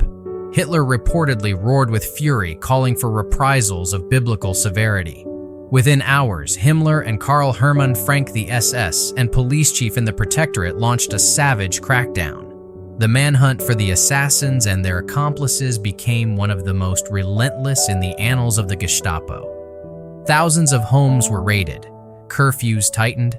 Anyone suspected of aiding the resistance faced immediate execution. The retribution reached its ghastly climax in the Czech villages of Lidice and Ležáky. Acting on tenuous intelligence that Lidice's residents had harbored the assassins, German forces surrounded the village on June 10th. All 173 men were shot on the spot. Women and most children were deported to concentration camps. Many of the children were later murdered in gas vans at Chelmno. Buildings were burned, rubble leveled, and the village's very name ordered erased from maps. A similar fate befell Ležáky 2 weeks later. These massacres were intended not only as vengeance but as a warning to occupied Europe. The price of resistance would be annihilation. Despite the ferocity of the reprisals, Gabčík and Kubis initially eluded capture. They found temporary refuge in Prague's Orthodox Church of Saints Cyril and Methodius, where sympathetic clergy hid them in a crypt. For 3 tense weeks, they evaded the dragnet, but betrayal proved inevitable. On June 18th, German forces surrounded the church after a tip from a traitor. In a fierce 6-hour battle, the parachutists fought with pistols and grenades against overwhelming odds. Refusing to surrender, they took their own lives as the Gestapo closed in, becoming national heroes in the eyes of their compatriots. Heydrich's death had far-reaching consequences. Within the Nazi hierarchy, it created a sudden power vacuum. Himmler temporarily assumed many of Heydrich's duties, but no successor matched his combination of intelligence efficiency and ruthlessness. The assassination also hardened Nazi policy across occupied Europe. The mass deportations of Jews accelerated. Plans for the final solution, already in motion, proceeded with even greater urgency. Hitler, both enraged and shaken, drew a lesson of paranoia. Never again would he allow complacency, insecurity, or mercy toward resistance. For the Czech resistance, the cost was immense. Thousands were executed or sent to concentration camps. Yet the assassination inspired underground movements across Europe, proving that the Nazi elite were not untouchable. In London, the government in exile hailed Gabčík and Kubis as martyrs. The name Lidice became a rallying cry memorialized by Allied leaders and echoed in towns renamed in its honor, from Venezuela to the United States. Within the inner circle, reactions were complex. Göring, who had once feared Heydrich's rising influence, reportedly expressed a grim satisfaction behind closed doors, though he publicly mourned. Himmler tightened his grip on the SS, but privately recognized that Heydrich's administrative genius was irreplaceable. Martin Bormann, ever calculating quietly, absorbed more authority as Hitler's indispensable secretary. Each man sensed that the loss of the man with the iron heart reshuffled the delicate balance of power. For Hitler, Heydrich's assassination was both a personal and operational blow.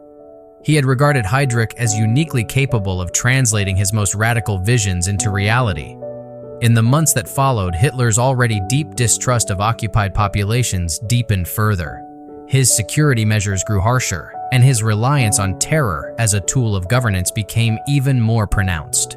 The ambush on a Prague street had done more than remove one of the Reich's most dangerous men. It exposed vulnerabilities in the Nazi edifice, proved that even the most feared leaders could be reached, and left a legacy of courage that would outlive the regime itself. Yet it also unleashed waves of violence that claimed thousands of innocent lives, an enduring testament to both the power and the peril of resistance under tyranny. Reinhard Heydrich's assassination in 1942 shocked the Nazi leadership, but it also marked a quiet turning point for another of Hitler's early lieutenants. Hermann Göring, once the golden boy of the regime, architect of the Luftwaffe, and Hitler's ostentatious second-in-command, was beginning a long, slow descent from power. The same man who had strutted through the 1930s in dazzling uniforms now faced a series of military failures, personal excesses, and political miscalculations that eroded his influence year by year. Early cracks in the Air Force dream. Göring's prestige had rested heavily on the Luftwaffe. During the Spanish Civil War, his pilots had showcased the power of modern air tactics, and early in World War II, the Luftwaffe's swift victories over Poland, France, and the Low Countries seemed to confirm his boast of aerial supremacy. But Britain proved a far more formidable foe. The Battle of Britain in 1940 was the first major check on Nazi expansion and on Göring's reputation. Hitler had trusted his flamboyant air chief to subdue Britain through relentless bombing, paving the way for an invasion. Yet Göring's strategic missteps, shifting attacks from airfields to civilian cities, underestimating British radar and fighter command, allowed the Royal Air Force to recover and hold the skies. By October, the Luftwaffe had failed. Germany's plan to invade Britain, Operation Sea Lion, was abandoned. Hitler's anger was barely contained, and for the first time, Göring's aura of infallibility cracked. The Eastern Front and mounting losses. When Germany invaded the Soviet Union in 1941, Göring promised that his air fleets could supply distant armies and break Soviet resistance. But as the war dragged on, the Luftwaffe's resources were stretched thin. Harsh winters, vast distances, and relentless Soviet counterattacks inflicted punishing losses in men and material. The disaster at Stalingrad in early 1943 drove the nail deeper. Hitler had insisted the trapped Sixth Army could be sustained from the air. Göring assured him the Luftwaffe could deliver the necessary supplies. In reality, the airlift provided barely a fraction of what was required. Thousands of German soldiers froze or starved before surrendering. Hitler raged at the failure, and although he shared the blame, he never forgot Göring's empty promises. Personal excess and waning respect. Even as Germany's fortunes dimmed, Göring's appetite for luxury only grew. At his Karenhall estate, he hosted lavish banquets while ordinary Germans faced rationing and hardship. He collected art on a breathtaking scale, much of it looted from occupied Europe. Trains arrived at his estate laden with paintings, sculptures, and rare antiques seized from Jewish families and conquered museums. To the Nazi faithful, This conspicuous indulgence clashed with the image of sacrifice and discipline that propaganda demanded. Among his peers, envy turned to contempt. Joseph Goebbels privately mocked Göring's expanding waistline and extravagant hunting parties. Heinrich Himmler viewed him as decadent and unreliable. Even Martin Bormann, who rarely engaged in open conflict, quietly restricted Göring's access to Hitler by controlling appointments and intercepting requests. The once celebrated air marshal became an object of whispered ridicule within the inner circle. Political marginalization. As the war intensified, Göring's political clout waned. The four-year plan, which had given him sweeping control over the economy, faltered under the pressures of total war. Albert Speer, appointed Minister of Armaments and War Production in 1942, proved far more competent at organizing Germany's industrial output. Hitler, impressed by Speer's efficiency, increasingly turned to him for critical decisions once reserved for Göring. Meanwhile, the Luftwaffe's inability to stop Allied bombing raids on German cities further tarnished Göring's reputation. By 1943 and 1944, massive air raids devastated Hamburg, Cologne, and Berlin itself. Civilians who had once cheered the Luftwaffe's early triumphs now cursed its failure to protect them. D-Day and strategic failure. The Allied invasion of Normandy on June 6, 1944, exposed just how far the Luftwaffe had fallen.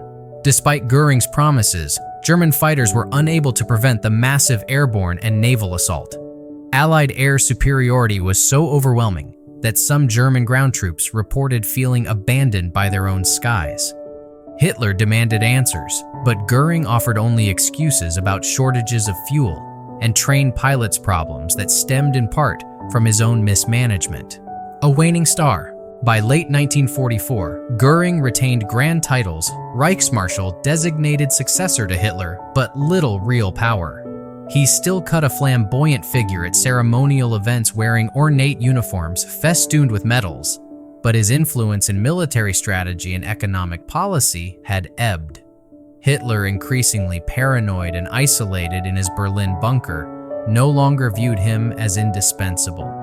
Instead, the Führer relied more on Bormann's administrative control and Himmler's SS apparatus. Yet, Göring clung to the belief that his position as Hitler's appointed heir guaranteed him a role in shaping Germany's future. He maintained a small circle of loyalists and continued to amass art and treasure as though power and luxury could outlast the crumbling Reich. The twilight of the Reich. As the Allies advanced from the west and the Red Army closed from the east in early 1945, Göring retreated to his mountain residence in Bavaria. Reports of Hitler's deteriorating health and the approaching Soviet forces convinced him that the end was near. In April, with Berlin surrounded, he sent a carefully worded telegram to Hitler, suggesting that should the Führer become incapacitated, he, Göring, was ready to assume leadership in accordance with the succession decrees. The message, perhaps intended as a show of loyalty and readiness, backfired disastrously. Martin Bormann, ever the manipulator, intercepted the telegram and presented it to Hitler as evidence of treachery. In a fit of fury and paranoia, Hitler accused Göring of attempting a coup. Orders were issued for Göring's arrest. His titles and powers were stripped in the regime's final chaotic days. Aftermath. Göring was captured by American forces in May 1945, less than 2 weeks after Hitler's suicide. At the Nuremberg trials, he attempted to reclaim some semblance of authority, defending the regime's actions with bluster and legal maneuvering. Yet the world saw not a statesman but a war criminal, responsible for aggressive war, the exploitation of occupied territories, and the plundering of Europe's cultural treasures. Convicted on multiple counts, he was sentenced to hang, but on the eve of his execution in October 1946, he swallowed a hidden cyanide capsule, cheating the gallows, but not judgment. From the triumphal airshows of the 1930s to the desperate telegram of 1945, Hermann Göring's trajectory mirrored the arc of Nazi Germany itself: meteoric rise, reckless excess, and catastrophic fall. Once celebrated as the embodiment of modern German might, he ended as a symbol of the corruption, vanity, and failure that consumed the Third Reich. As Göring's star dimmed in the mid-war years, a different kind of authority began to dominate Hitler's court, one built not on flamboyance or battlefield glory, but on cold efficiency and quiet manipulation. Two men in particular stepped into the widening gaps: Albert Speer, the technocrat who turned Germany's failing war economy into a temporary powerhouse, and Martin Bormann, the shadowy gatekeeper who now shaped nearly every decision reaching the Führer. Albert Speer, the technocrat of total war. Albert Speer was an unlikely titan of the Nazi regime. Trained as an architect, he first gained Hitler's attention in the 1930s by designing the vast, imposing rally grounds at Nuremberg and the sleek new Reich Chancellery in Berlin. Hitler, who fancied himself an artist, felt an instant kinship with the tall, soft-spoken designer. But Speer's true genius lay not in architecture alone, it was in organization. After the sudden death of armaments minister Fritz Todt in February 1942, Hitler shocked many by appointing the young architect to run Germany's armaments and war production. Speer approached the task with a methodical zeal that contrasted sharply with Göring's grandiose but chaotic management. He streamlined factories, rationalized supply chains, and introduced round-the-clock shifts. He centralized decision-making and cut through layers of party bureaucracy, often bypassing rival ministers altogether. The results were astonishing. Despite relentless Allied bombing and growing shortages of raw materials, German arms production tripled between 1942 and 1944. Tanks, aircraft, and munitions rolled off assembly lines in record numbers even as the war turned against Germany. Speer used every resource at his disposal, including millions of forced laborers from occupied Europe, men and women dragged from their homes, to toil in brutal conditions. His reforms prolonged the war by making the Nazi military machine more efficient, a fact that later haunted him. Speer's relationship with Hitler deepened as he delivered these results. The Führer admired his calm intellect and apparent lack of political ambition. Speer became one of the few men who could speak candidly to Hitler, sometimes persuading him to adjust impractical directives. At the Berghof Mountain Retreat, they discussed architecture, art, and grandiose post-war plans for a new Germania capital. Yet Speer always remained careful, loyal in public, pragmatic in private, and quietly aware of the regime's looming catastrophe. Martin Bormann, master of the inner circle. While Speer focused on factories, Martin Bormann tightened his grip on the levers of political power. After Rudolf Hess's bizarre flight to Britain in 1941, Bormann became head of the party chancellery and Hitler's personal secretary. These twin roles gave him unrivaled control over access to the Führer. Every request for a meeting, every memorandum or proposal had to pass across Bormann's desk. He decided what Hitler read, which ministers gained an audience, and when. Through this gatekeeping, Bormann shaped policy without ever delivering a public speech. Ministers and generals learned to court his favor or risk having their initiatives buried. Even powerful figures like Himmler and Goebbels found themselves waiting for Bormann's approval to present ideas to Hitler. Bormann's methods were subtle but relentless. He took meticulous notes during conferences and quietly recorded promises and debts. He cultivated the Gauleiters, the regional Nazi leaders, ensuring their loyalty flowed through him. He oversaw the seizure of Jewish property and the allocation of confiscated estates to party elites, rewarding allies and punishing opponents through patronage. By managing Hitler's finances and household affairs, he became indispensable, accompanying the Führer almost everywhere and anticipating his needs before they were spoken. Hitler, increasingly isolated as the war dragged on, came to rely on Bormann as both administrator and confidant. The Führer often preferred written briefings filtered through Bormann rather than direct meetings with fractious ministers. This gave the secretary quiet but profound influence over strategy, diplomacy, and domestic policy. Rivals could complain, but few dared confront him openly. As one observer noted, Bormann ruled not by shouting but by deciding who could whisper, shifting dynamics in the Nazi hierarchy. The emergence of Speer and Bormann signaled a transformation in the inner circle. Power no longer belonged primarily to the flamboyant or the militarily decorated. It accrued to those who could deliver results and manage the chaotic machinery of a totalitarian state at war. Göring remained Reichsmarschall in title but was increasingly sidelined. Himmler still commanded the SS, but even he had to navigate Bormann's control of Hitler's time and attention. Goebbels continued to direct propaganda with manic energy, yet he too recognized that the secretary's quiet nod or frown could determine whether his projects advanced. By late 1943, Bormann's influence was so pervasive that some contemporaries described him as the brown eminence of the Reich, a man who ruled from the shadows while Hitler remained the figurehead of absolute authority. His skill in isolating the Führer from dissenting voices meant that Hitler heard only what Bormann allowed, reinforcing the dictator's most dangerous impulses and paranoia. Speer, meanwhile, balanced his growing authority with a veneer of technocratic neutrality. He avoided the public rivalries that consumed other Nazi leaders, focusing instead on the grim arithmetic of war production.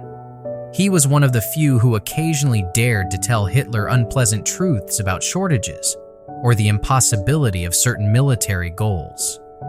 Yet even Speer rarely challenged Hitler's grand strategy directly. Like so many others, he remained bound by personal loyalty and ambition. As Germany's fortunes waned after Stalingrad and the Allied invasion of Italy, these two men, one an unassuming administrator, the other a pragmatic technocrat, came to personify the evolving nature of Nazi power. Their influence was quieter than Göring's pageantry or Himmler's terror, but in many ways more decisive. Bormann controlled the flow of ideas to the Führer, shaping decisions before they were made. Speer kept the engines of war running long after defeat was inevitable, extending the conflict at the cost of countless lives. Together, they demonstrated that in Hitler's Reich, the greatest power often belonged not to the loudest voice or the most decorated soldier, but to those who could operate efficiently in the shadows of an increasingly isolated dictator. By mid-1944, the once dazzling aura of Nazi invincibility had evaporated. Allied armies had landed on the beaches of Normandy and were advancing through France. In the east, the Red Army's massive summer offensive was smashing German lines and pushing inexorably toward the Reich's borders. German cities lay in ruins from relentless Allied bombing, and ordinary citizens who once cheered Hitler now whispered of defeat. Within the Wehrmacht's senior ranks, despair hardened into determination. If Germany were to survive at all, Adolf Hitler had to die. The conspirators. The resistance that coalesced inside the German military was a loose network of officers, aristocrats, and civil servants who believed Hitler was steering the nation toward total destruction. Some were motivated by moral outrage at Nazi atrocities. Others simply hoped to save Germany from annihilation. Their figurehead became Colonel Klaus von Stauffenberg, a decorated war hero who had lost an eye, a hand, and 2 fingers in North Africa. Charismatic and deeply patriotic, Stauffenberg embodied both the courage and desperation of the plotters. Their plan, Operation Valkyrie, was originally a contingency protocol to maintain order inside Germany if civil unrest erupted. The conspirators re-engineered it into a blueprint for a coup. If Hitler could be assassinated, the reserve army would seize control of Berlin, arrest key Nazi leaders, and negotiate peace with the Allies before the Soviet Union overran Europe. July 20th, the bomb at Rastenburg. On the sweltering morning of July 20th, 1944, Stauffenberg flew to the Wolf's Lair, Hitler's heavily guarded headquarters in East Prussia. Carrying a briefcase packed with explosives disguised as documents, he was ushered into a strategy meeting inside a wooden barracks. At 12:42 p.m., Stauffenberg discreetly armed the bomb's timer and slid the case beneath the massive oak conference table close to where Hitler pored over maps. Minutes later, he excused himself, slipping out of the compound under the pretext of a phone call. At 12:42, the device detonated with a thunderous roar, shattering windows and sending a column of smoke into the forest. Flames and splinters filled the air. 4 men were killed and many wounded, but Hitler survived, shielded by the heavy table leg and sheer luck. His trousers were shredded, his eardrums ruptured, but he emerged dazed and very much alive. The failed coup. Believing the Führer dead, Stauffenberg raced back to Berlin to trigger the Valkyrie plan. For several critical hours, confusion reigned. Communications were slow. Conflicting reports of Hitler's survival sowed doubt. Some officers hesitated, unwilling to commit without certainty. When Hitler finally telephoned from Rastenburg, his voice hoarse but unmistakably alive, the coup unraveled. Loyal forces quickly regained control of government buildings and radio stations. That night, Stauffenberg and several co-conspirators were arrested and summarily executed in the courtyard of the Bendlerblock Army headquarters. Over the following weeks, the Gestapo unleashed a brutal purge. Thousands were interrogated. Roughly 200 people were executed, including high-ranking officers, civil servants, and even members of the aristocratic families that had dared to dream of a Germany without Hitler. Hitler's fury and the tightening noose. The failed assassination deepened Hitler's paranoia to near delirium. He framed the bombing as proof of eternal providence protecting his mission, presenting himself as a man chosen by destiny. In raucous speeches and radio broadcasts, Joseph Goebbels portrayed the conspirators as traitors who had stabbed the nation in the back at its hour of need. The propaganda struck a chilling chord after the July 20th plot. Even minor expressions of dissent were treated as treason. Hitler's rage also empowered the SS, which he now trusted more than ever. Heinrich Himmler directed sweeping arrests and executions, and the Gestapo expanded its already vast surveillance network.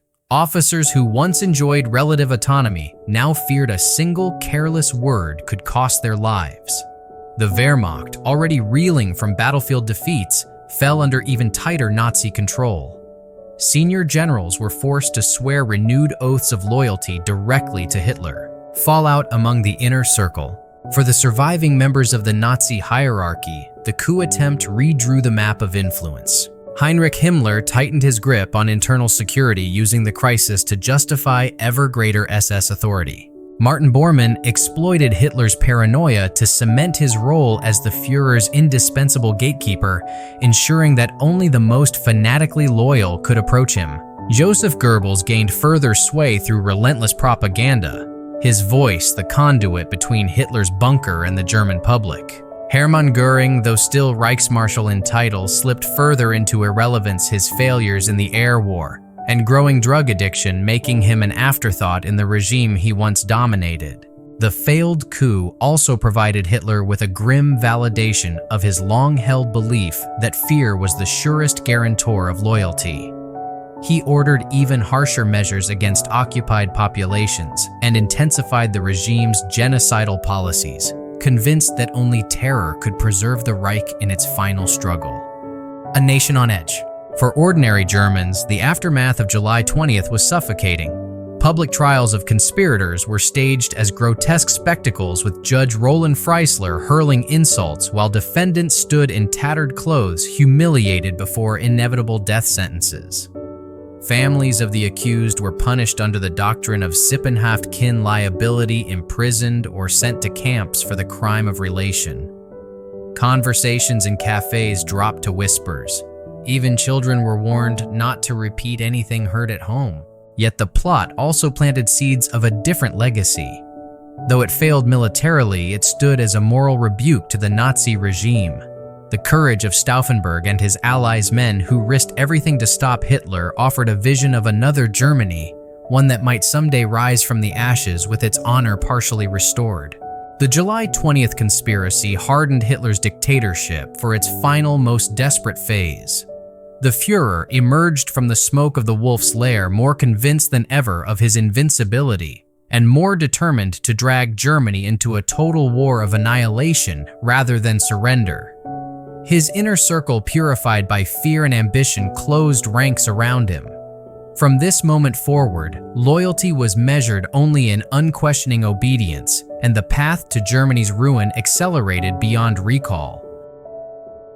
By early 1945, the once roaring Reich was a landscape of rubble and dread. Allied armies were closing in from west and east. The Luftwaffe was shattered, and cities that had once celebrated Hitler's triumphs now lay blackened under relentless bombing. Inside the Führer bunker beneath the shattered streets of Berlin, the Nazi inner circle faced the inevitable with a mix of denial, desperation, and quiet betrayal. Goebbels' last war of words. Joseph Goebbels, Minister of Propaganda, threw himself into what he called Totaler Krieg, total war. As bombs rained on Berlin, he broadcast fiery speeches insisting that Germany would rise from the ashes if its people held firm. He promised new wonder weapons and final victories even as factories lay silent and supply lines crumbled. His radio addresses, once instruments of triumph, now sounded like incantations to ward off doom. Yet his talent for rhetoric still mesmerized some listeners. To the end, he could make despair feel like duty. Goebbels' devotion to Hitler never wavered. He and his wife Magda brought their 6 children to the bunker in late April, determined that their family's fate remained tied to the Führer's. Goebbels told colleagues he would fall with Hitler and the Reich, a pledge he kept with chilling resolve. Himmler's secret overtures. Heinrich Himmler, meanwhile, was quietly plotting survival. Despite years of professed loyalty, the SS chief recognized that Germany's defeat was certain. In the war's final months, he authorized clandestine contacts with the Western Allies through Swedish intermediaries, hoping to negotiate a separate peace that would spare Germany from Soviet occupation and perhaps preserve his own life. When Hitler learned of these overtures in April 1945, his rage was volcanic. Himmler, once the epitome of obedience, was denounced as a traitor and expelled from all positions of power. In the chaos that followed, he attempted to flee under a false identity, but British troops captured him. Days later, he bit down on a hidden cyanide capsule, ending his life before he could stand trial. Göring's gambit. Hermann Göring, isolated in his mountain estate at Berchtesgaden, misread the moment entirely. Believing Hitler incapacitated, he sent a carefully worded telegram on April 23rd, asking whether he should assume leadership as the designated successor. Martin Bormann, ever watchful, presented the message to Hitler as proof of treason. Furious, the Führer stripped Göring of all titles and ordered his arrest. The Reichsmarschall, once second only to Hitler, was now a prisoner of his own regime, his career extinguished in the bunker's final days. Speer's defiance. Albert Speer, the technocrat who had prolonged Germany's ability to fight, made his own quiet rebellion. In March 1945, Hitler issued the Nero Decree, ordering the destruction of Germany's infrastructure so nothing of value would fall into Allied hands. Speer deliberately sabotaged these instructions, persuading local commanders and industrialists to ignore the order. "I could not allow the German people to be destroyed by their own government," he later explained at Nuremberg. His quiet defiance spared countless bridges, factories, and power stations, easing Germany's post-war recovery. The Bunker of Despair. As Soviet artillery pounded Berlin, the Führer bunker became a subterranean world of stale air-flickering lights and mounting paranoia. Martin Bormann controlled access to Hitler with fanatical vigilance, screening visitors and managing the flow of grim news. He remained Hitler's closest aide to the very end, drafting decrees that no longer had meaning and whispering reassurances, even as the Red Army closed in. Hitler, physically shrunken and trembling from illness, refused to flee. He still raged against treachery and fantasized about phantom armies that might reverse the tide. Loyal secretaries typed his final will and political testament on April 29th, naming Goebbels as chancellor and Bormann as party minister, though both titles were effectively meaningless. On April 30th, 1945, with Soviet troops only blocks away, Adolf Hitler shot himself in his private quarters alongside Eva Braun, whom he had married the day before. Their bodies were burned in the garden above the bunker, the flames barely visible through the pounding artillery fire. Aftermath of suicide. Goebbels assumed nominal leadership for less than 24 hours. True to his word, he and Magda killed their children with poison before taking their own lives. Bormann attempted to escape the encircled city that night. For decades, his fate was uncertain, but post-war evidence confirmed he died during the breakout attempt, likely from Soviet fire or suicide by cyanide.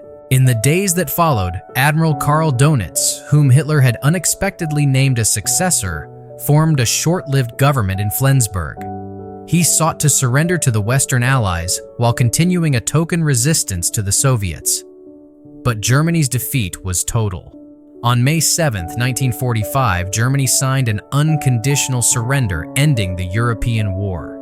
Reckoning, the collapse of Hitler's inner circle mirrored the disintegration of the Reich itself. Those who had once wielded immense power met varied fates. Göring, captured by American forces, faced the Nuremberg trials and took his own life with cyanide hours before his scheduled execution. Himmler, as noted, died by suicide after capture. Speer was sentenced to 20 years in Spandau prison, spared the gallows largely because he accepted moral responsibility and provided detailed testimony. Other figures, from military commanders to propaganda officials, were tried and convicted or hunted down in the years that followed.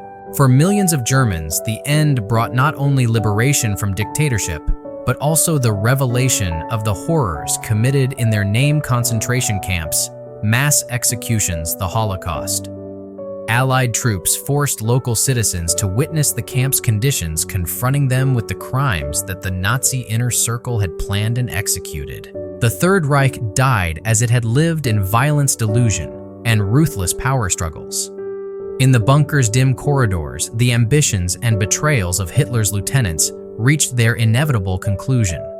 The men who had schemed, flattered, and murdered their way to prominence fell one by suicide, by execution, or by the slow humiliation of defeat. What remained was not the 1,000-year empire they had promised, but a cautionary tale of how a handful of driven, unscrupulous individuals can plunge an entire nation and much of the world into catastrophe. Berlin, in late April 1945, was a city of smoke and rubble, the streets choked with the thunder of Soviet artillery. Inside the underground Führerbunker, Adolf Hitler's once powerful lieutenants clung to the last scraps of authority as the Reich collapsed around them. The men who had schemed and flattered their way to power now faced one another with suspicion, desperation, and the certainty of impending doom. A circle of fear. The bunker's narrow corridors reeked of damp concrete and stale air. Generators sputtered, and every distant explosion sent dust cascading from the ceiling. Martin Bormann kept his post beside Hitler, fiercely guarding access to the Führer and issuing frantic orders that had long since lost meaning. He drafted decrees for imaginary armies and dictated messages to non-existent divisions, a final performance for a regime that no longer existed beyond those reinforced walls. Joseph Goebbels maintained an almost religious devotion to Hitler, even as reality disintegrated. He and his wife Magda brought their 6 young children into the bunker, determined that the family would share the Führer's fate. Goebbels still broadcast defiant radio addresses, insisting that Germany would rise again, his words a grim echo in a city already lost. Hermann Göring, once heir apparent, was far from Berlin, brooding in his Alpine retreat. Believing Hitler incapacitated, he sent a cautious telegram offering to assume leadership. Bormann seized the opportunity to destroy a rival. He presented the message to Hitler as proof of treachery. Enraged, the Führer stripped Göring of all titles and ordered his arrest. The man who had strutted as Reichsmarshal ended the war as a disgraced captive of his own regime. Heinrich Himmler, master of the SS and architect of terror, was equally disowned. Seeking to save himself, he secretly tried to negotiate peace with the Western Allies. When Hitler learned of these overtures, he denounced Himmler as a traitor and expelled him from all positions of power. The once feared head of the SS fled under a false identity, only to be captured by British forces and to end his life with a hidden cyanide capsule. Hitler's last hours. By April 29th, Soviet troops were only blocks from the Reich Chancellery. Hitler married Eva Braun in a brief midnight ceremony and dictated his political testament, railing against Jews and blaming his generals for Germany's ruin. In the early afternoon of April 30th, after a final farewell to his staff, he retreated to his private quarters with Eva. Moments later, a sharp crack echoed through the bunker. Hitler had shot himself while Eva took poison. Loyal aides carried their bodies up the narrow stairwell and burned them in the garden amid falling shells. With the Führer dead, the hierarchy unraveled completely. Goebbels became chancellor for a single day before he and Magda poisoned their children and then themselves. Bormann attempted a breakout through Soviet lines that night. Decades later, evidence confirmed he perished in the attempt, likely from gunfire or suicide. The once mighty inner circle disintegrated in a haze of cyanide gunfire and betrayal.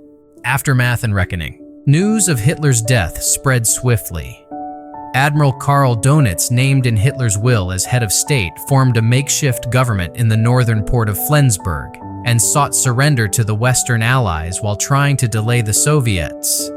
His efforts only postponed the inevitable. On May 7, 1945, Germany signed an unconditional surrender, ending the war in Europe.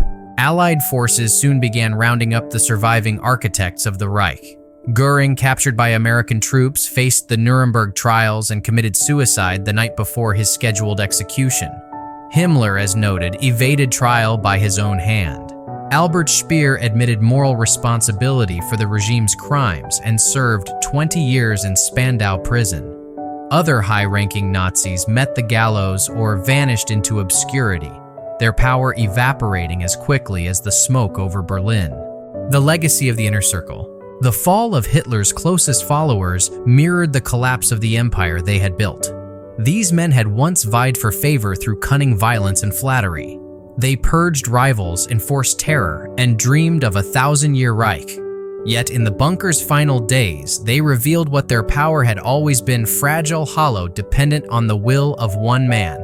When the guns finally fell silent, the world confronted the enormity of their crimes.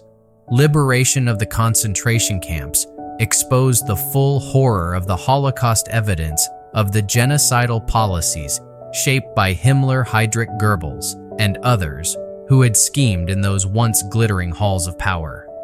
At Nuremberg, prosecutors presented meticulous records of orders-signed, meetings held, and quotas set, proving that the atrocities were not the chaos of war, but the calculated work of Hitler's inner circle. Thus ended the saga of the men who had stood closest to Adolf Hitler. Their rivalries and ambitions had fueled a regime that plunged the world into unprecedented destruction.